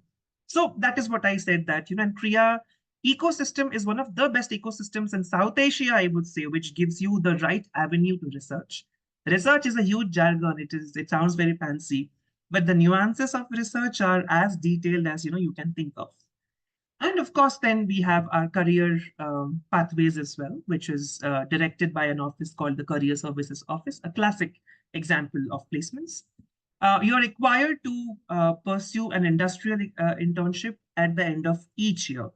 All these opportunities are curated for you by the Career Services Office, and you kind of discuss with the CSO, and you're also given an additional leeway if you want to opt out. But frankly, if I tell you, most of the students from first year itself, they and I say this also, people, because again, I am coming from another academia to another academia. In a non-STEM education degree, irrespective of whichever part of the world you are, your first employers are your professors. Remember this. So the very first interaction of research to you is when you start speaking to your professors, is when you work with your professors on research projects, on different papers which they could be presenting, on different blogs which they could be writing on. So our students do that from year one itself, from day one, if you ask me.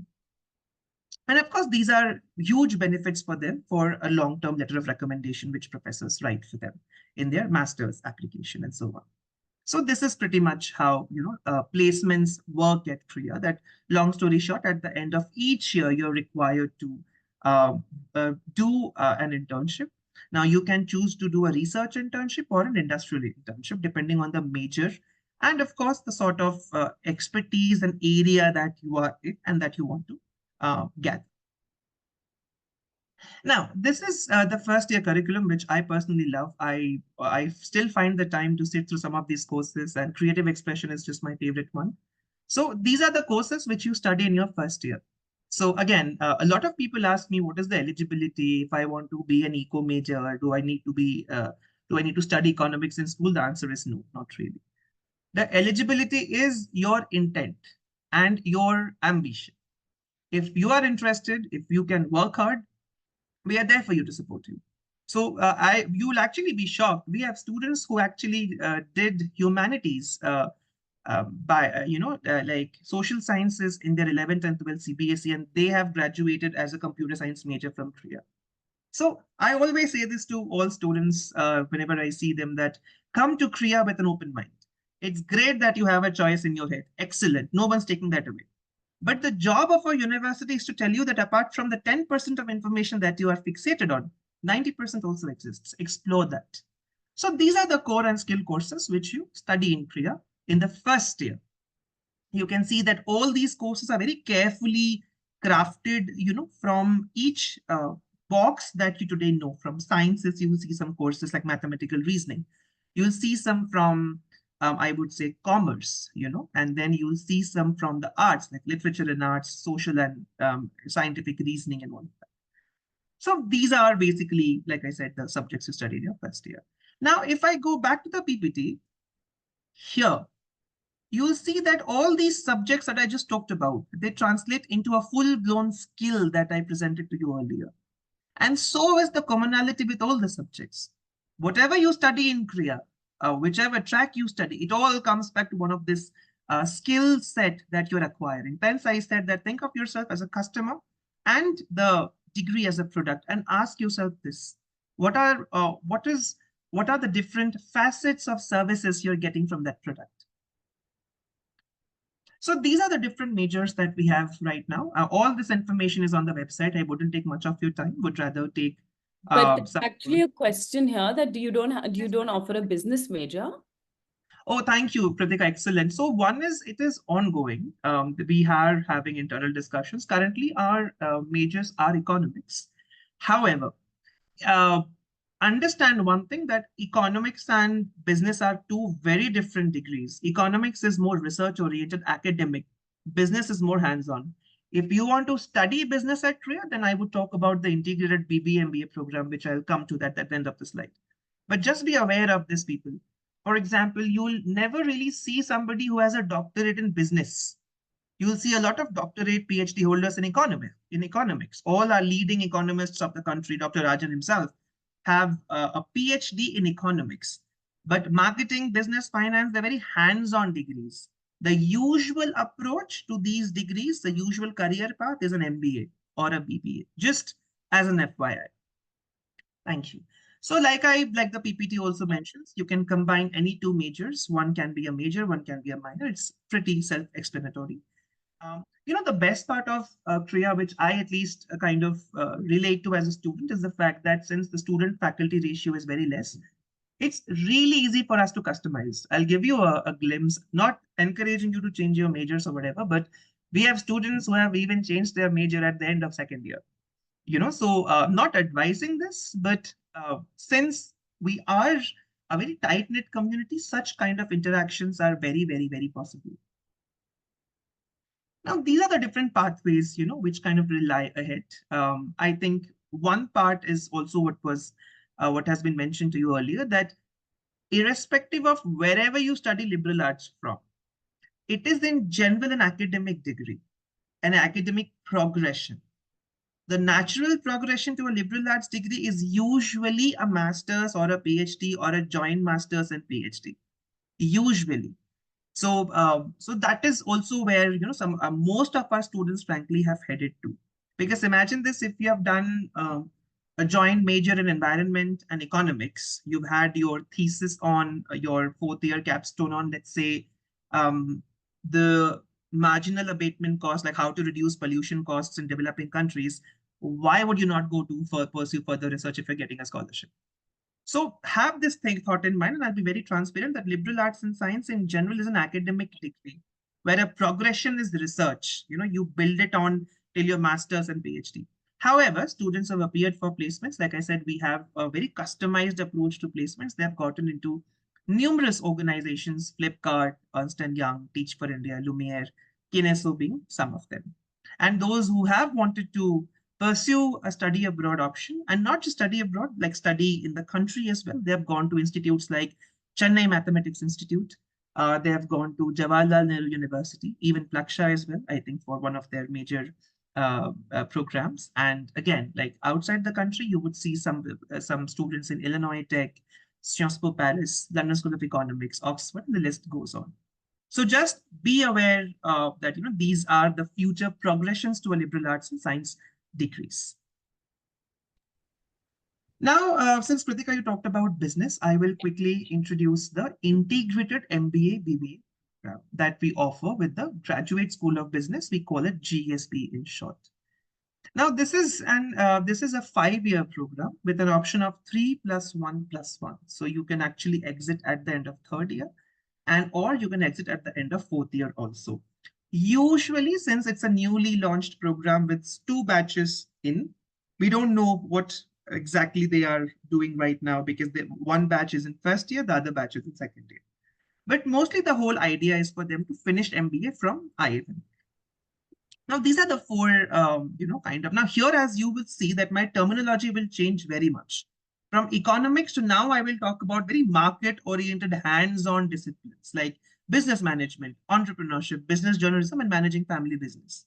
These are the 4 majors, that we offer in the integrated MBA program.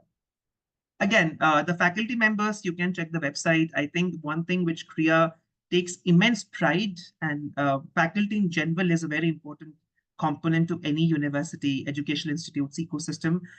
Krea has the fortune to have some of the best research faculty in the country. There is not a single Ivy League or a domestic institute or a great project which our faculties haven't worked on, right from Yale, Oxford, Harvard, to even Jawaharlal Nehru University, University of Madras, and different other, colleges in the country and outside.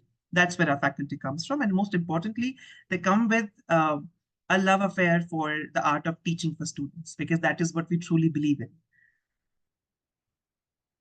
So a quick info on why integrated MBA, because again, now you would see it as a professional hands-down course, which would, let's say if you have one of our famous kind of specializations is managing family business. No one really teaches you how to manage family business academically, right? It is something which you literally pick up on the go. But these are the options that, we have curated for all of you at IFMR Integrated MBA, for you to get on to a professional degree right after you class 12. You don't have to finish BBA and then appear for another entrance exam for CAT, but you can apply in an integrated fashion. I have a question here. So if they Yes. leave at 3 years, what degree do they get? If they leave at 4 years, what degree do they get? For the integrated program? Yeah. So the 3-year degree is BBA, and then the 4-year will be BBA honors, and the 5th will be MBA, like BBA, MBA, the dual degree. But like I said, we only have 2 batches. The 2nd batch is in 2nd year, 1st batch is in 1st year. Right. So we would only know about their opt-ins once, they kind of go through it. And right now we'll welcome the 3rd batch in 25. Sure. So this is the inclusive IFMR GSB advantage, which is again work experience and several study abroad programs, and to truly understand business from some of the best professors, from some of the best practitioners in the country. Now, in terms of pathways, these are the different organizations which IFMR usually is famous for placements, mostly banks. There is not a single financial institution which does not have IFMR alumni in all levels today in the country, right? From RBI to JP Morgan, to any other bank as well. And I think you'll also see JP Morgan being one of our top recruiters. And so for, and just very similar would be for our integrated MBA as well. Now, Mondelez International. Who knows about Mondelez International? Does anybody know about this? I mean, Cadbury's, I'm sure you do know Cadbury's, right? By show of hands, anybody knows Cadbury's? I mean, chocolates. So fun part is the factory of Mondelez International, the manufacturing unit, is right across campus. You literally cross a little bit of a road and then you can see the factory itself. So these are some of our faculty members as well that I talked about. And of course, apart from the credentials, I would reiterate, because we work very, very, very closely. Some of them have been involved in admissions as well. Some of them are involved in the admissions committee, in outreach, and in all other different administrative spheres. What really distinguishes them apart from their fine credentials is the passion to teach, the passion to curate a system for students where Krea really becomes a home for them away from home. So as you can see, I would not take much time here. All this information is on the website for both the schools. I've already covered this. And so as we speak, we just launched a fellowship by our Honorable Chancellor, Sri Lakshmi Narayanan, a couple of days back, which is at the University of Cambridge. So one student from Krea who gets into Cambridge gets a full funded scholarship by our Chancellor. Again, it's 100% merit, but that's only once you perform well in Krea and are good enough to get a placement in Cambridge. And so these are, our different kind of There's infrastructure. another question here, which is that does biological sciences have an exchange program with international universities? It's quite a No, specific. so sure. Right now, our current exchange is mostly with domestic institutions. So our students also enjoy a lot of interaction with NCBS, which is the National Center for Biological Sciences here in Bangalore. But yes, we have a lot of collaborations, and you'll see them as press release, in our press release sometime very soon. Right. So this is, yes, sorry, Kritika, please One continue. more question that, again, for Krea, like applying in different rounds, does it affect the chances of admission, whether you apply in first round versus second round, third round? That's an excellent question, whoever has asked. Now, I'll tell you one thing. If you are sure that you would want to consider Krea in your range of opportunities, I would say you apply initially and get done with it. Because understand one thing, by the time all of you come to March or April or May, you're just being pulled in all directions. There's your board marks, your board results, there are like several other college entrances. If you are sure that, okay, we want to place Krea as an opportunity, then you rather apply early. Otherwise, there is no scholarship merit of applying early as such. There's no early bird scholarship, if that is the question, if that is what was kind of, indicated, there's none as such. Right. Okay. And also there are some questions about the admissions process. If you could just quickly take us through.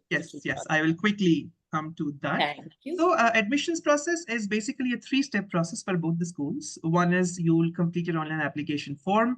And trust me, we read like word by word essay, whatever you talk about, because that will be the base for your interview. The second step is an assessment test, which is an 80-minute test online. And we conduct it with AI monitoring to ensure there is no scope of cheating or no impersonation or something like that. And then there's a personal interaction segment. And if you visit our website, you can also find a sample paper of the assessment test, because I know it's what their students are usually a little dicey about. They think it's a maths test. It's not a maths test.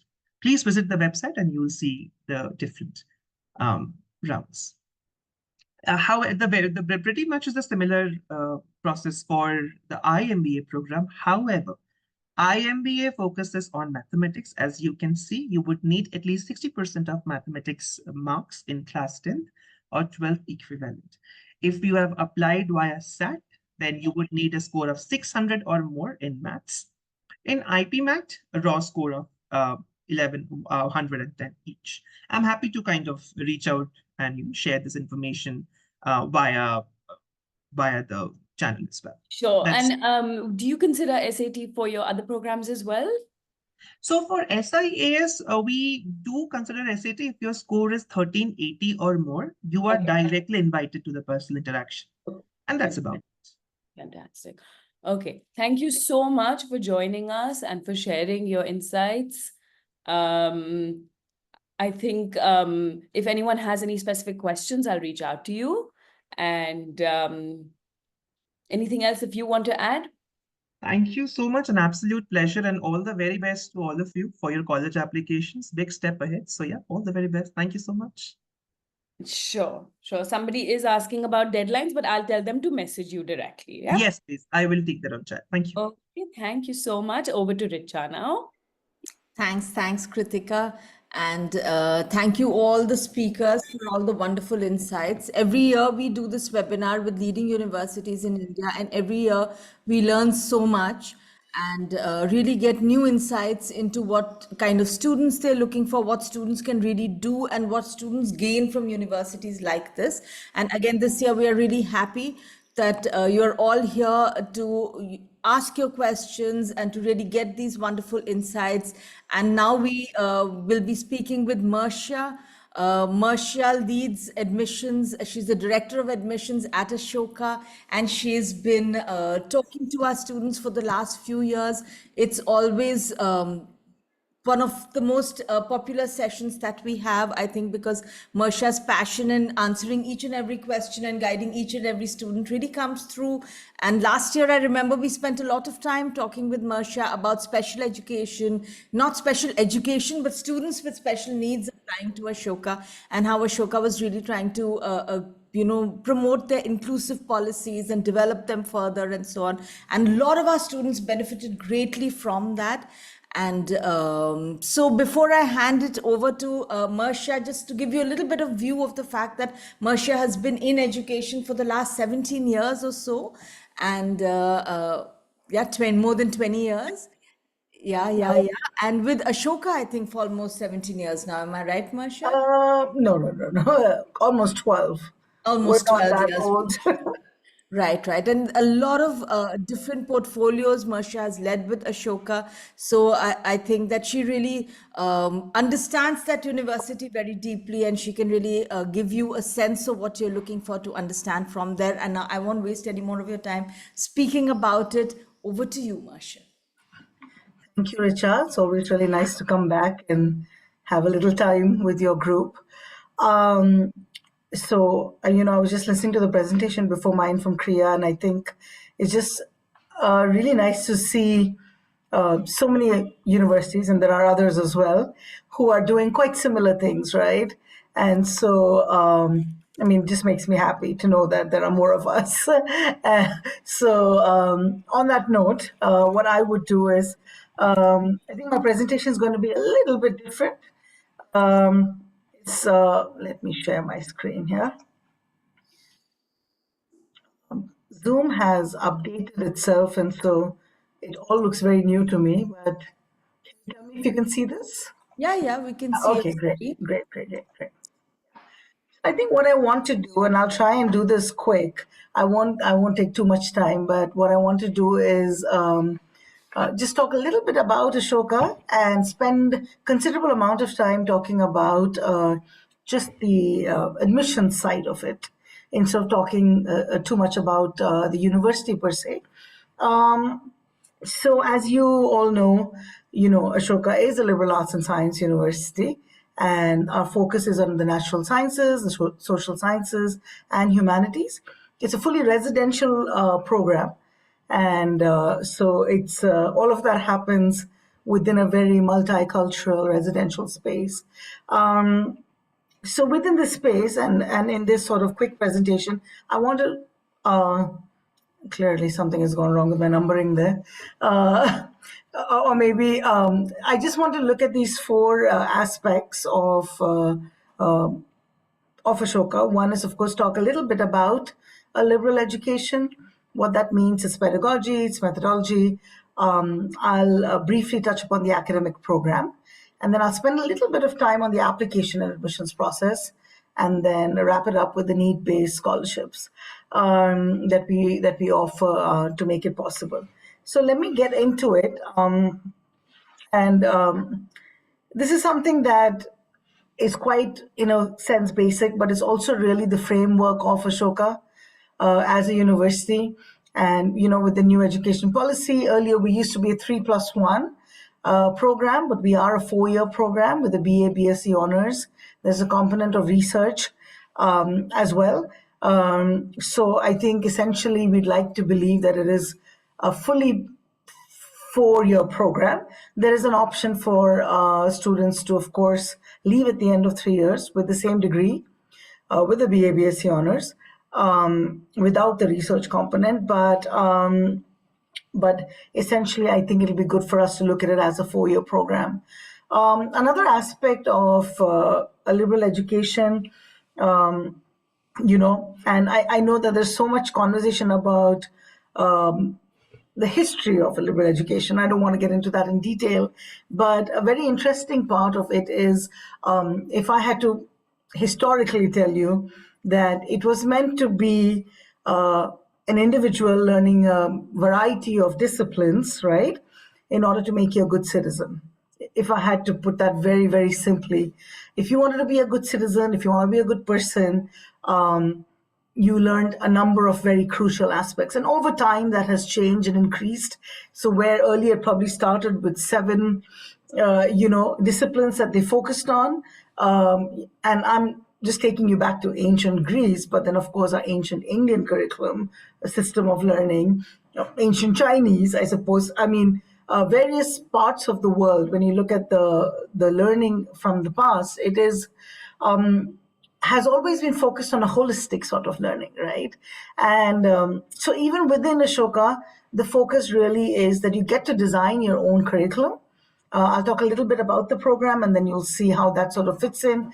But no two students, I believe, who come to Ashoka really have the exact same curriculum.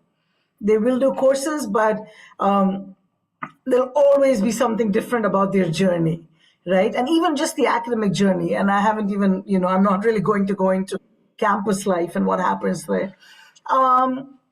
With the program itself, you would have heard the phrases, multidisciplinary, interdisciplinary learning. And so that again is reflected in within the program itself, the academic program, right?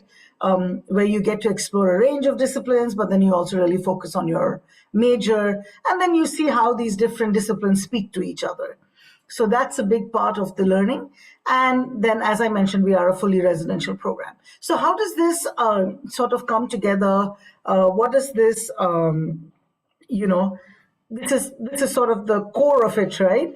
So let me just take you through a few aspects of, and let me just put up all my, there we go. Let me take you through a few aspects of how this really happens, the methodology of just this learning program. So before I get into it, I just want to say that, often when you, like, the way the Indian system is, everybody goes to college, right? Pretty much everybody who goes, who has the opportunity and can afford it, does go to university. It's like the natural next step. I think what the natural next step isn't is thinking about learning. We're often thinking about the degree. We're often thinking about what we're going to get at the end of it, right? And nothing wrong with that. The degree matters, the placements matter, the higher education matters. But I think if we just had to focus on the 4 years that you would spend at university, which is a considerable amount of time, it would be hopefully and primarily a learning experience. That's kind of how I like to look at the university undergraduate program. So even at Ashoka, the focus really is critical thinking, right? You will be taught how to think as opposed to what to think. What to think is easy, right? You're given a textbook, there's an exam at the end, you learn it up and you write. You're really not applying your mind.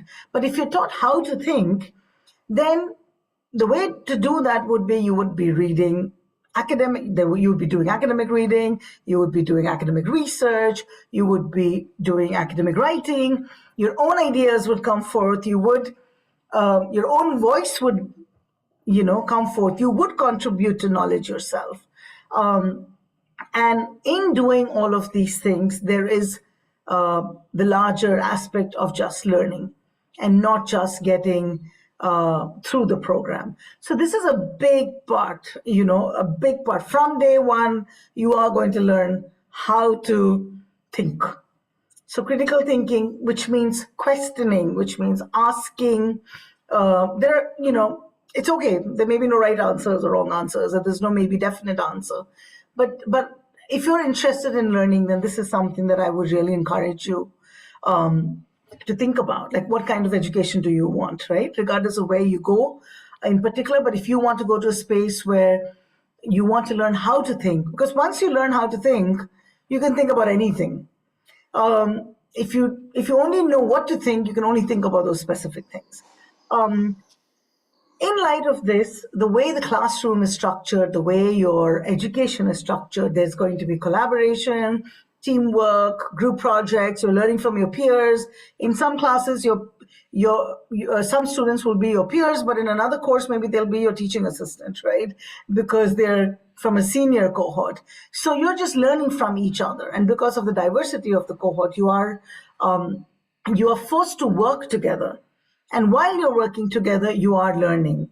The education also focuses on problem solving, innovation.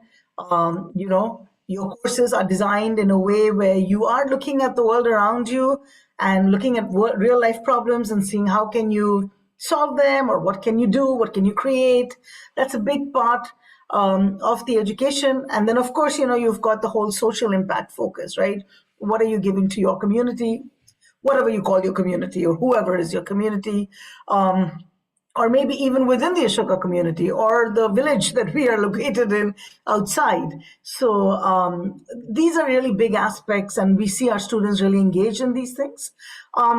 And then, of course, in a fully residential program, you also learn how to build skills, social, personal, interpersonal, professional skills. You develop your interests through your, extracurriculars, whether it's your sports and your music or your performing arts or reading or, astronomy, baking. We've got this range of different things that, regardless of what it is you're interested in, our clubs and societies give you that opportunity. And then you're living together with people for so many years. So you have a community, you enjoy the community life. And all aspects of these are important for a liberal education. You can't kind of drop one out, everything is important.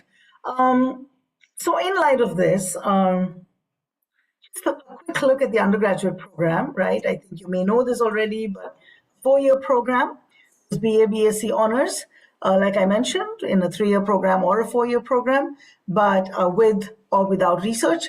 The research part of it is only in the 4th year.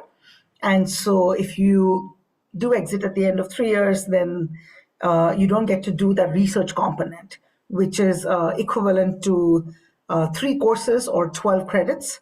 Also, I just want to mention that we follow a credit system. It's quite complex. If you want more information about it, we can give it to you at some point.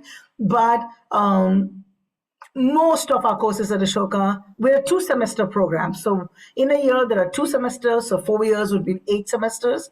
And most of our courses are all 4 credits. So that means the amount of time that you spend on each course with each faculty member and the contact hours you have are considerably bigger, and I mean more than if you had to do a different model. So our mandatory courses really are the foundation courses. I'll talk about that very briefly. Foundation courses, then you've got major, minor courses, you've got co-curricular courses, there's an internship component, and then of course, the research option, and then there are electives and concentrations. I'll touch very quickly on what these are.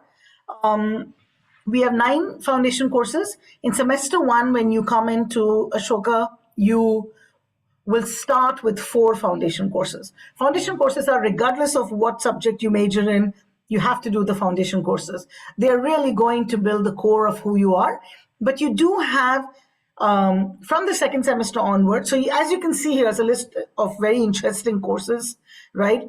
You may not have studied math in class 11th and 12th, but you'll have to do a math course, and it'll be fun and you'll learn.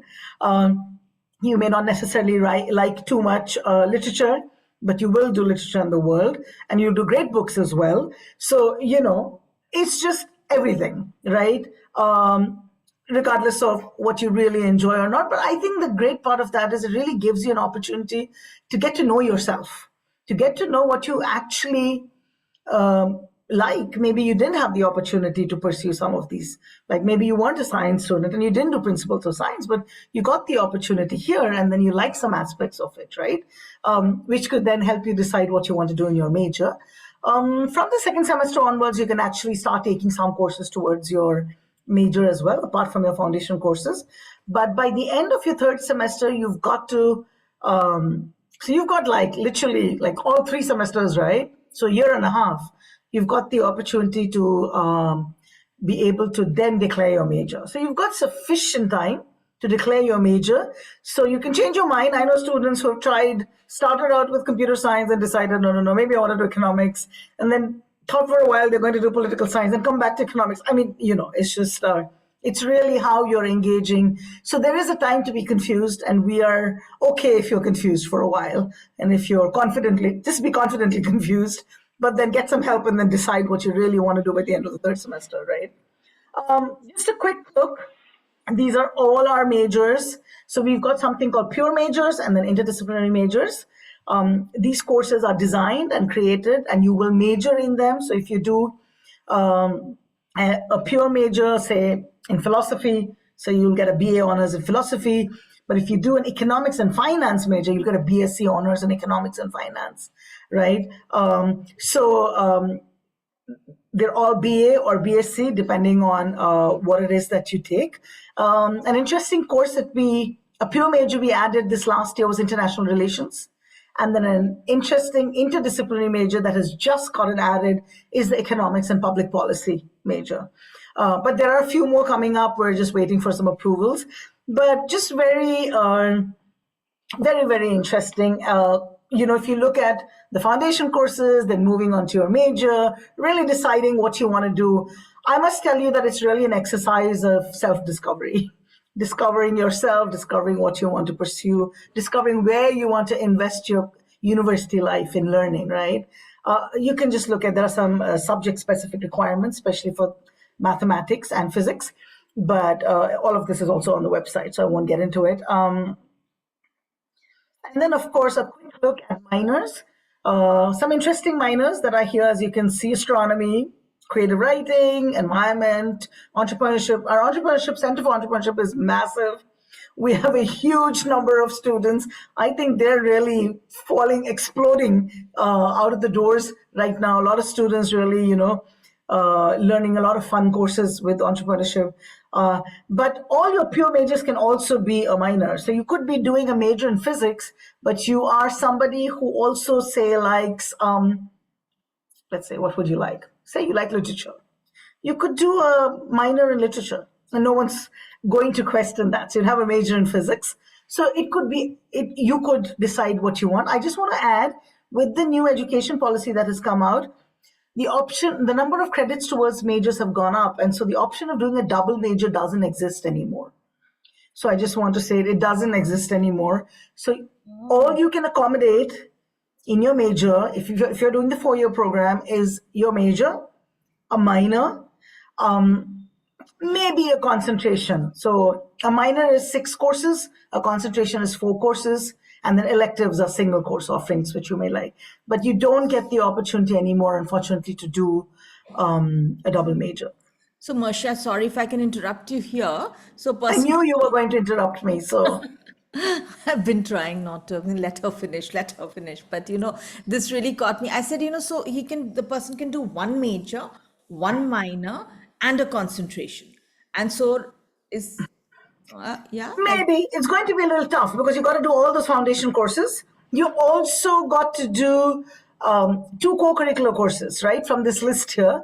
Having said that, these are only 2 credit courses. So they are the only 2 courses you'll have in Ashoka that are non-4 credit. But everything else is a 4 credit course. You could attempt a minor and a concentration, but there's no way you can do 2 majors because the number of academic credits toward the majors have really gone up. I got that. Great. So let me let you finish. There are many questions people are asking. I have a couple of questions to ask you. So please go ahead. Let me go on. Okay. So in light of this very holistic program, right, the way we've designed the admissions process is based on what happens on campus. It's not like we designed an admissions process and then we decided, okay, this is what's going to happen on campus. Whatever is happening on campus in terms of the life of the student, right? The academic journey, the residential program, based on everything that's happening there, the kinds of classes, like when I said that you'll be doing projects and, you'll be working with each other. It's not just you going, learning, and then, writing an exam, right? Based on that is what our holistic admissions and application processes are, because we need to find students who do well in that, right? We want, so you may be a fantastic student, but you may not necessarily do well in an Ashoka system, right? Within the Ashoka academic pedagogy or methodology, you may really do well in another sort of framework of learning, right? So our job really, like my job and my team, our job is really to identify and see that, do you have the potential to thrive and to succeed? Because I think primarily we want to ensure that whoever we bring really just succeeds at Ashoka. So we want to ensure that you do well. We want to see that Ashoka is a good fit for you and you're a good fit for Ashoka. So our process is designed to gauge that. And I'll also run through the process a little bit here quickly. Okay. If you can see this, this is the overview. I've removed a lot of my other smaller slides just to kind of spend a little bit of time with this. 3 stages, right? You submit an application form. We have also trimmed the application form this time. In case you had a look at it last year, you'll find that there are some things that have been sort of trimmed. We want to ensure that you focus on what you really need to focus. So there's an application form. If you submit the application, okay, so there's one admission cycle, 3 rounds, and it's a repetitive process. So we have 3 rounds now. We used to have 4 rounds till this last cycle, but we are now, we have only 3 submission deadlines. One's actually coming up. I'll show you the calendar in just a bit. So there's an application form that you submit. There's mandatory assessments that you take right after you submit the application form. There's a date for each round when you can take the assessments. So there's an on-the-spot essay and there's an aptitude assessment. I'll talk about both briefly. And then we evaluate those. We evaluate your assessments. We read through your application form in detail. I was really happy to hear that Krea does exactly the same. They read through every line of your application form. We do too. And it's just fantastic. This is really your window and your opportunity to really talk about yourself. And then some do get shortlisted for the interview, some don't. But if you're shortlisted for the interview, then you have a mandatory interview with the panel. And then the committee, the admissions committee, does a holistic evaluation of the candidate. I just want to add that everything is online. The application form is online, the assessments are online, the interview is online. So once that's done, the admissions committee declares decisions at the end of each round. So, you may get an offer. If you do get an offer, then you get a need-based scholarship form that is opened for you, and then you can apply and then decide if you want to accept your offer to Ashoka or not. You will get your decision for your scholarship as well. So this is,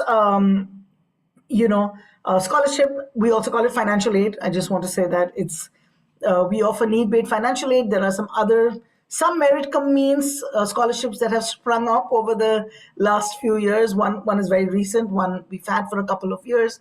But overall, also, just to say that we do have a very, very generous scholarship process, but only if you've gotten an offer of admission, right? So the admissions happen first, and then you get this. So what does this look like? If you see here, this is the calendar. You've got November 27th, so that is coming up very soon, less than 20 days, is the first submission. So let's just talk about round 1, okay? So if you submit your application in round 1, then you have your assessments date is December 8th. So I think that's a Sunday. And then you'll get your decision. If you get shortlisted for the interview, it'll happen between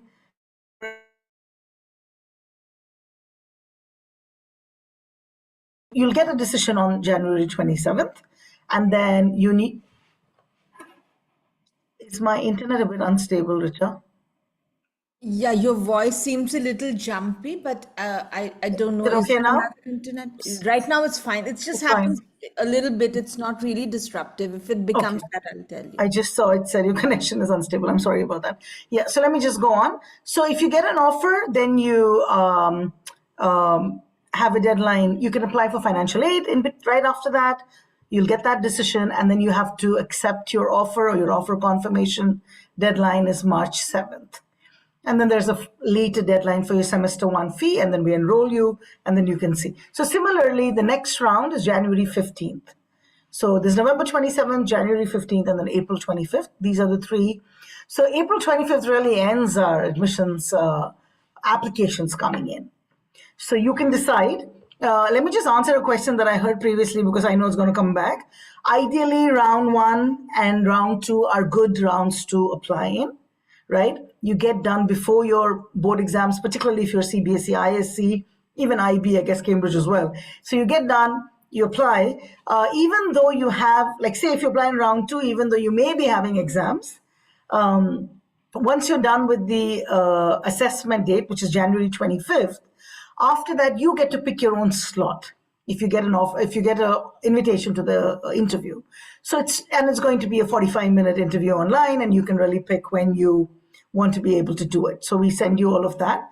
We have slots open, and then you pick a slot that's convenient for you, and then that process goes on. So just want to put it out there. Okay, very quickly moving forward. Like I said, stage 1 is application and assessment. So this is basically the components of the application form. We ask you about personal and family details. We ask you about your school academics. If you've got an SAT or an ACT or a CUET score, you have the option to put those in. Not mandatory, but you may if you want, and if you've got a good score. We ask you about non-academic engagements. We want to know what you're really spending your time apart from academics. How you're spending your time, what are you doing, what have you enjoyed doing. We ask you about your reading interest. Like I said, there's a lot of reading and writing and academic research work, so reading is an important part. So we just want to know what you're reading. And then personal essays, I'll talk briefly about that in particular. They are a big part of our application process. There are 2 essays that you need to write. This time for recommendation, we just want your recommender's details, if you have one. And then we will reach out to them as and when we need some information. So we don't want to hassle you or trouble you with trying to catch your recommender, make them submit the their recommendation for you. So we'll sort of take over that. And then some questions, about some survey questions, and then of course your course preferences. What sort of major do you may be interested in? Of course, it's not set in stone. You need to declare your major only at the end of the 3rd semester.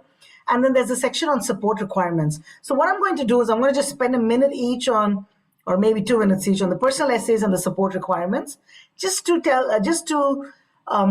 you a little bit of inputs there. The personal essay section is it's mandatory. There are 2 essays. What we've done this time is essay 1. We've given you 2 options, and we want you to pick one. We've understood over time that students like to write about very different things, right? And this particular prompt, both the prompts are really focused on trying for us to understand how you think. We really want to know how you think, how you reflect, how you engage with yourself, or how you engage with the world around you, right? So we've given you 2 prompts. You can read the prompts, right? And I'm not going to get into it. And you'll see that both the prompts are require you to provide a well-researched response, require you to think, require you to, engage, maybe have multiple points of view. I would say the best way for you to, we read your essays, right? This is your window into really telling us about how you think. So I would like to say that if you can write your first draft, maybe write 3 drafts, and when you feel confident, when you feel like maybe get some help, ask someone to look at it, somebody you trust, get some feedback, right? And then before you submit it. But please don't copy. I know, it's so easy to go on ChatGPT and write essays these days. It's not helpful for us or for you. We're also equally using AI detecting tools to kind of check, what students are doing. There's no harm in getting help, right? But the thing is, we want to know you. So I want to spend some time on this to tell you that regardless of which prompt you pick, we really want to know what you think. That is important for us because it will really help us in assessing you. The second prompt is more about you, right? It's a very personal prompt, and you may have seen this. It's a very simple prompt, but it just really talks about, gives you the opportunity to talk about something in your life which has had some sort of significant impact or has shaped you, or it offered you a new perspective. And so, again, spend some time thinking about these things. Think about what you want us to know, right? We keep everything confidential. If you ever want to share something with someone, we'll let you know, right? But it's confidential. If there's something you feel like you really want to talk to us about or tell us about yourself, which will help us get to know you better, please use these. We don't want flowery speeches or very or essays where you're using very big words or very complex sentences, but we really want to know what you're thinking. So it would really help us if you can tell us and present the most genuine version of yourself, right? And then very quickly, the other section that I want to focus on here is the support. So we really do believe in support at Ashoka, not just on campus, but also during the admissions process, right? We've got various offices and centers that are focused on supporting our students. But the application form asks you to indicate if you might require any support, right? And so there are two parts to that, and you can indicate what your condition may be, or disability, or some sort of impairment, and then what sort of special accommodation do you need, whether you need extra time, whether you need a scribe, or if it's something that we don't know. So please put it down. We use this information very, judiciously, very wisely. We'll contact you if there's some particular support you need, which we need to understand more. So during the assessments as well, or during the interview. So please note that this is really for us to help you better. And there is a section that I want to just talk for 30 seconds about, is that there is a space given for you to express any sort of confidential personal information. So if there is something you feel that has affected your learning, affected your education over time, could be anything, home, life, financial constraint, whatever it could be. If that has been, in any sense, you have faced some sort of educational, social, or economic disadvantage, please tell us. We'll be mindful. It'll allow us to view your application through that lens as well, right? So these are just two aspects. But like I mentioned, your academics are important, your extracurriculars are important, your reading is important. All other aspects of your application are also equally important. Quickly, the two assessments that I talked about, the on-the-spot essay, the Ashoka aptitude assessment that you mandatorily have to do, is a 30-minute on-the-spot essay. You'll be given two prompts. You pick one and then you write one. We are looking to see if you can think on the spot, think critically. How do you engage with the prompt? The Ashoka aptitude assessment, again, 40 questions, 90 minutes. It's multiple choice, but again, can you think on your feet? Can you problem solve?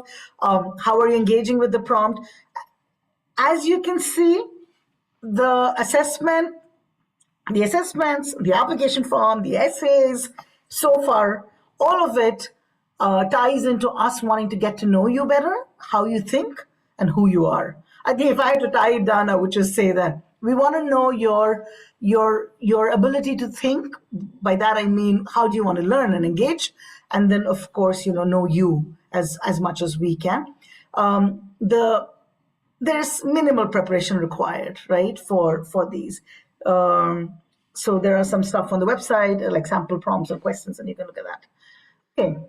What happens next? Very quickly, like I said, it's the shortlisting process, right? Based on your assessments, based on your application form, there's a holistic shortlisting process, and then there are interview invitations sent out to select students. And then if you do show up, if you do get an interview invite and you show up for the interview, you'll have a conversation with the panel online, and it will largely focus on your academic and non-academic parameters, right? So we will want to see your academic fit to Ashoka, but we would also like to see your suitability to Ashoka's residential life program, and also get to know you. So we do look at you as a unique individual within coming from whatever background you come from, your personal context. Okay, so that is that. Just the last couple of things is that for us, holistic assessment within the admissions really requires your context, which is why the application form really focuses on asking you a lot of details, so fill those details, fill non-mandatory details as well if they're applicable to you. Tell us as much as you can, fill the details, take some time, it takes around 10 days to 2 weeks to fill the application form. Write multiple drafts of your essays, spend some quality time, and tell us that you've really put in some effort in your application form and that you've really taken time to tell us about yourself. And that's really helpful for us because it helps us understand your context. For those who don't get shortlisted for the interview, there isn't an additional step for us to get to know you, right? So the application form really matters then at this point. Of course, and then, we do have affirmative action based on, certain components, certain aspects of your own disadvantage or where you come from. Like I quickly mentioned, there are decisions that you would get. There's a list of decisions here you can look at. If you do get an offer of admission, you can apply for the need-based scholarship, right? You get 5 days time as soon as your offer comes out to you for you to apply. So there's a different form.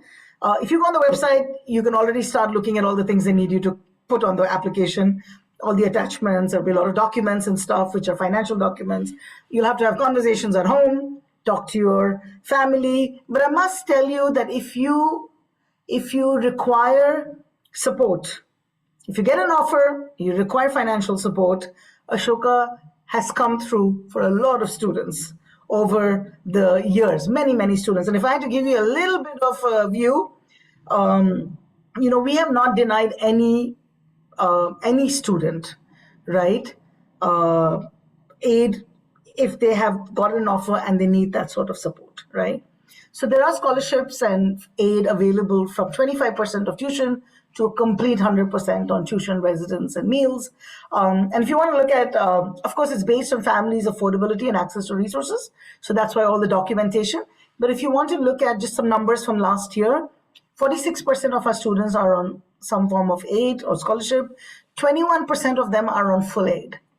So 21% of the student body, so not of the 46% of the full student body. And then over 100 crore plus actually was awarded in scholarships for this last year. So that's a lot of genuine interest in wanting to support students.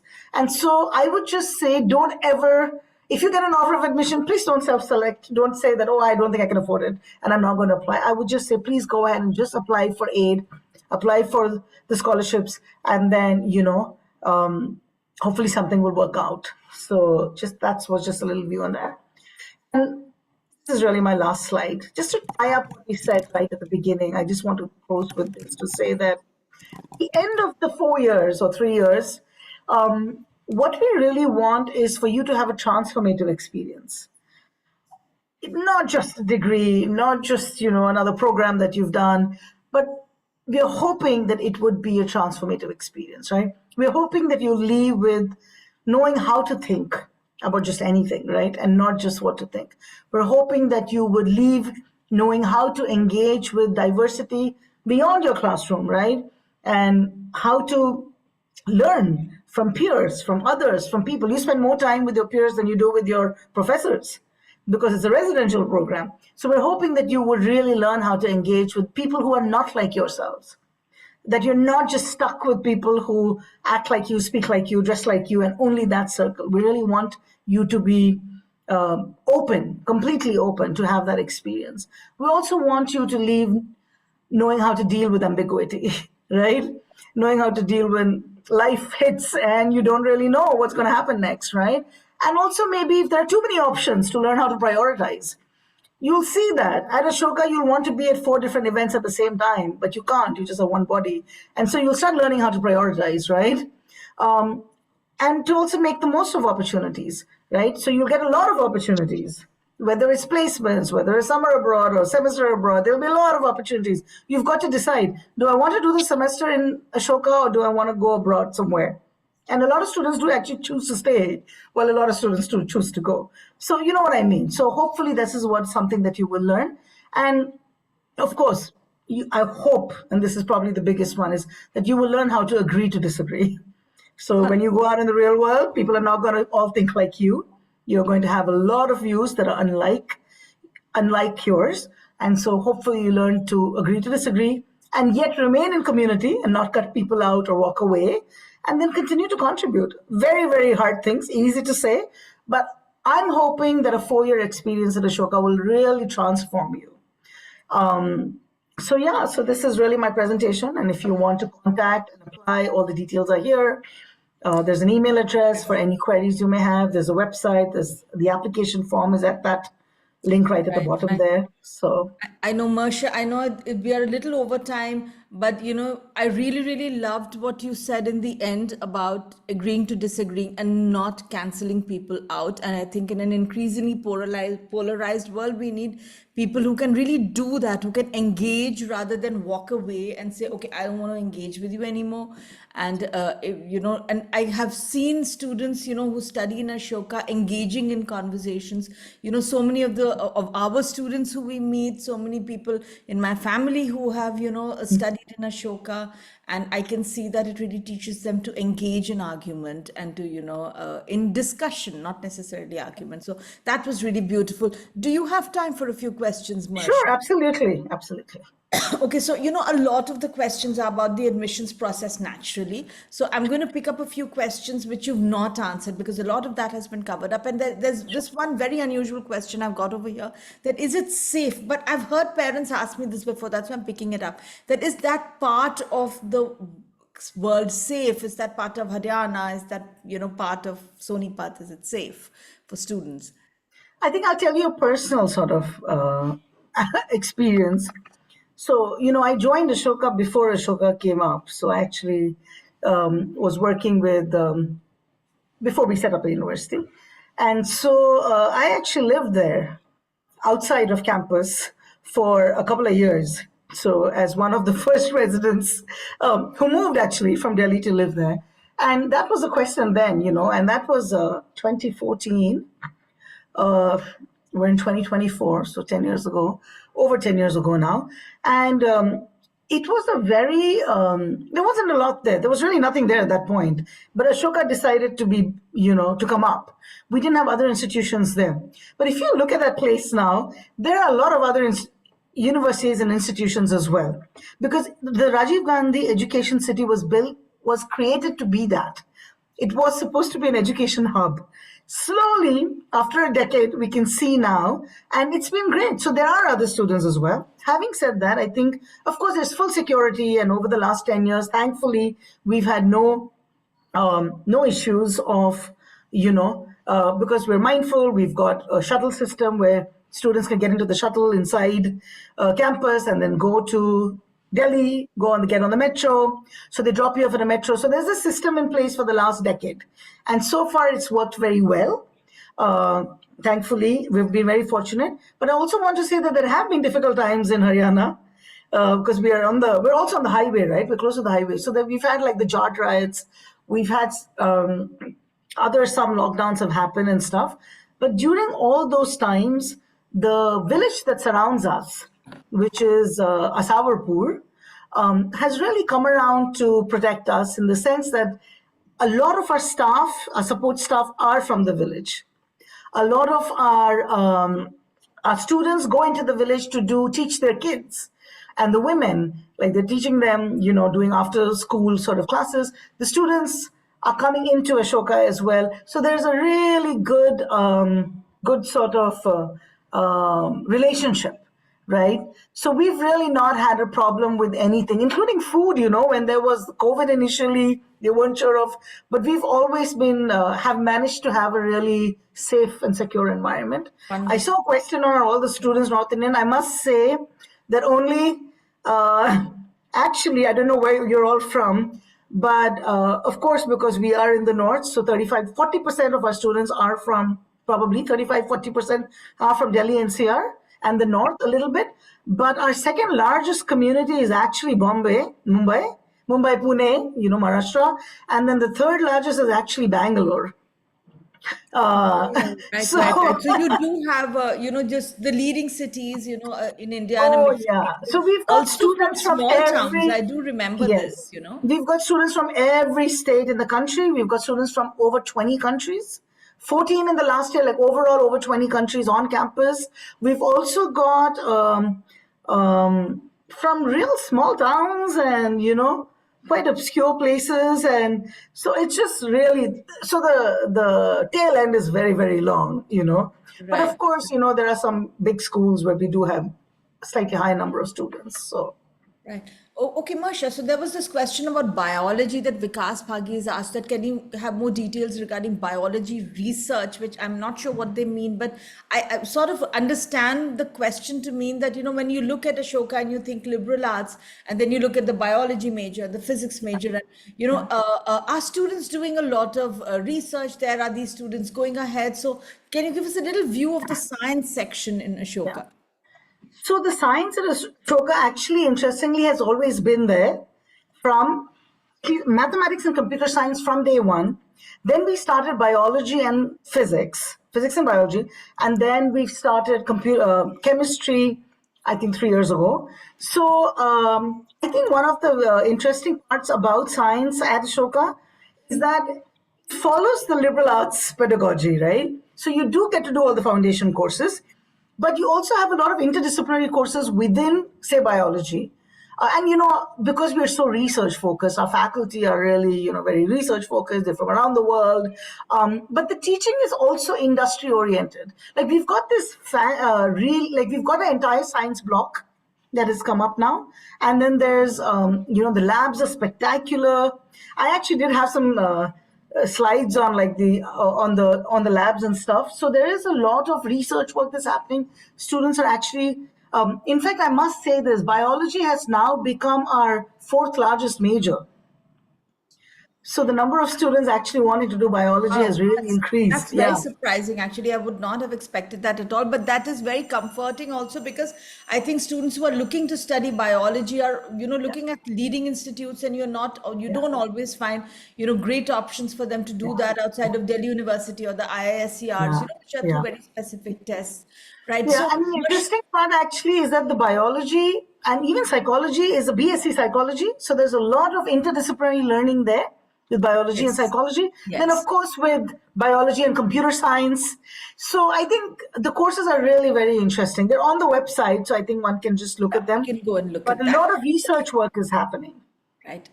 Marsha, there's a student, Anuja, who's asked a very specific question, and I think I must pose that to you. She's saying, as someone who has switched from science to humanities with maths in grade 12 CBSE, so I think must have done, a science till grade 11 and then switched to humanities with maths. How would you look at them as applicants for your college? Does it reduce their chances of being accepted?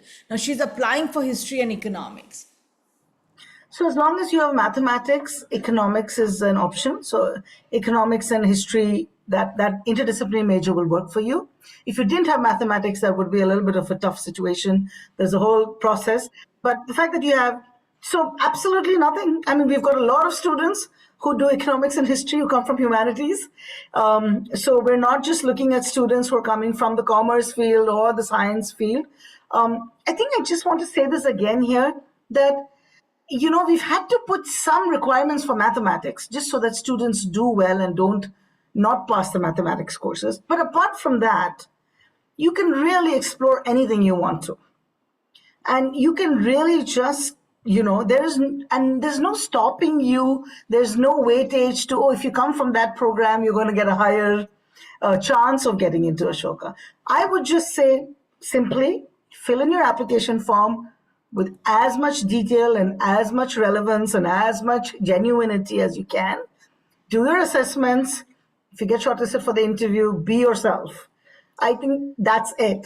You don't have to worry about the other aspects. And if I can just add this on your behalf, Mercia, correct me if I'm wrong, that this business of having switched from certain subjects because, you didn't find them suitable to some other subjects at whatever stage, I don't see Ashoka holding that against you. I think on the other hand, they would like your ability to be flexible and to find your space, right?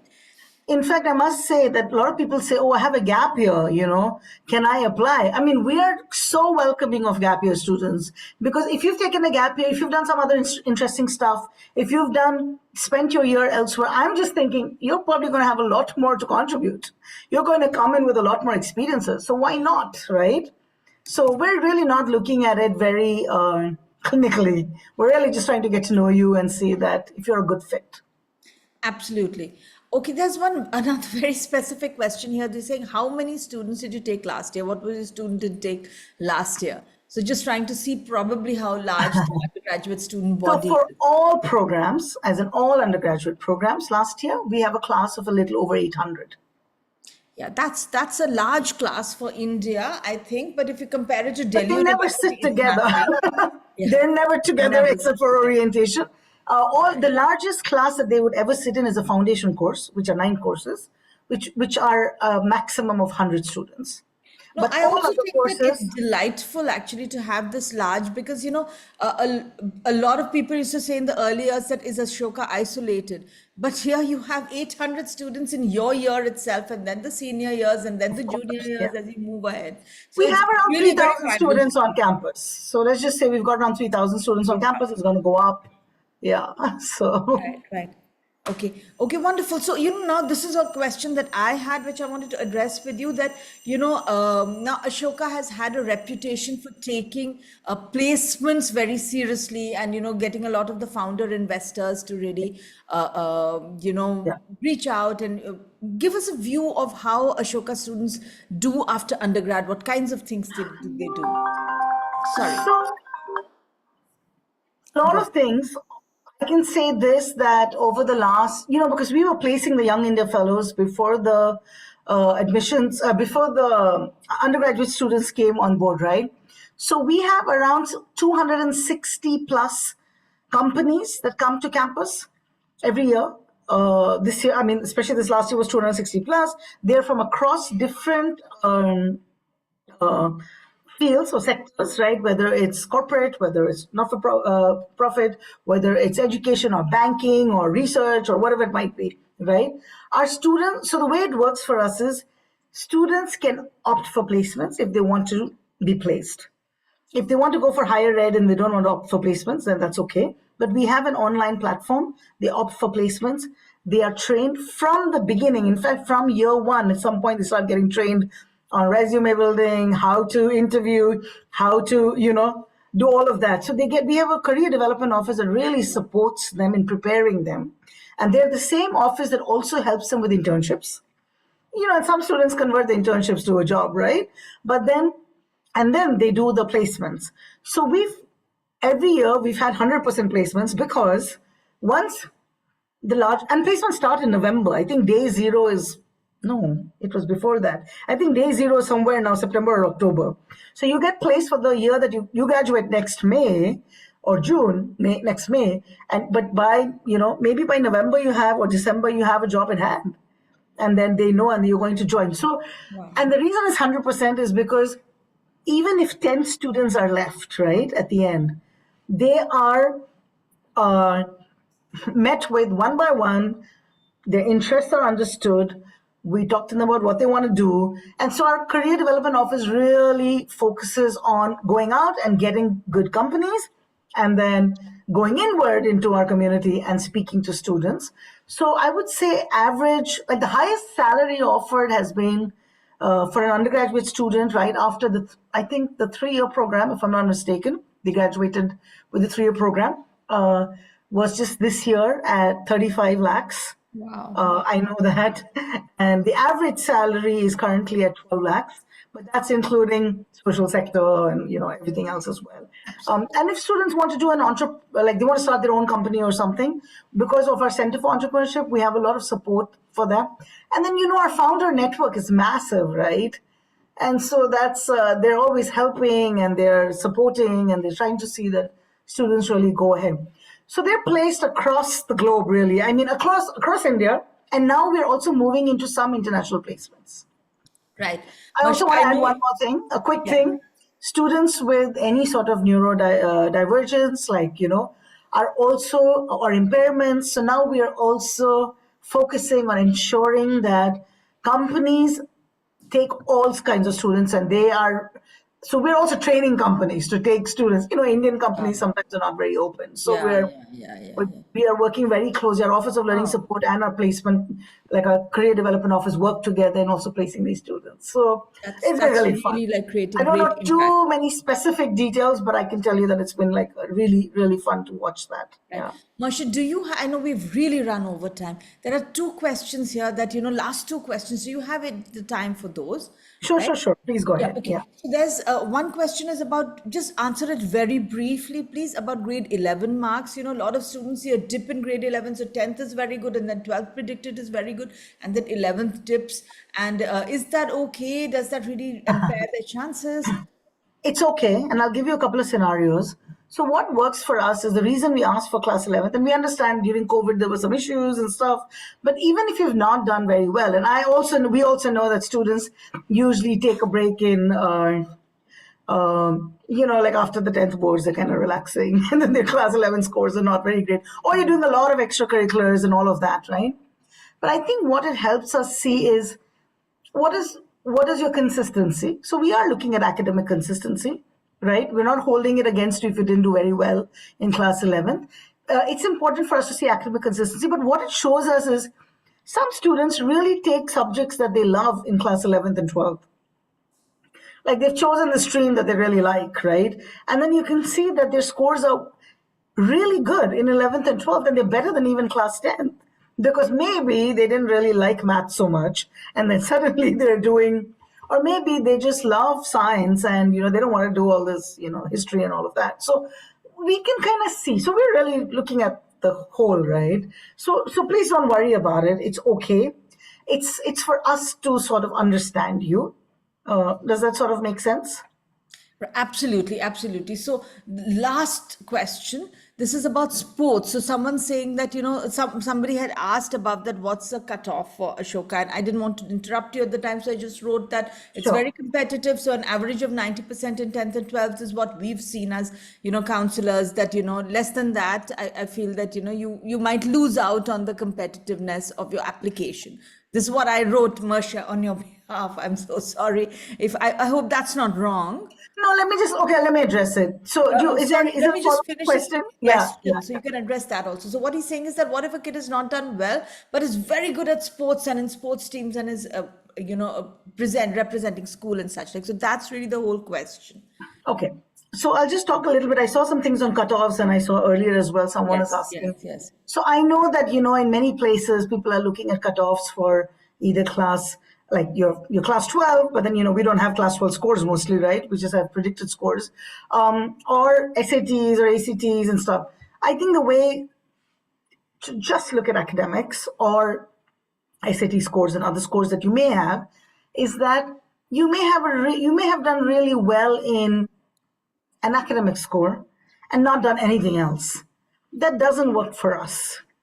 You may have done not so well in academics, and I must say, and I don't want to sound like academics are not important, academics are important because primarily we are an academic institution, but even in that, you may have done fairly okay. You may not have been top of the class, you may not be getting 98% or whatever.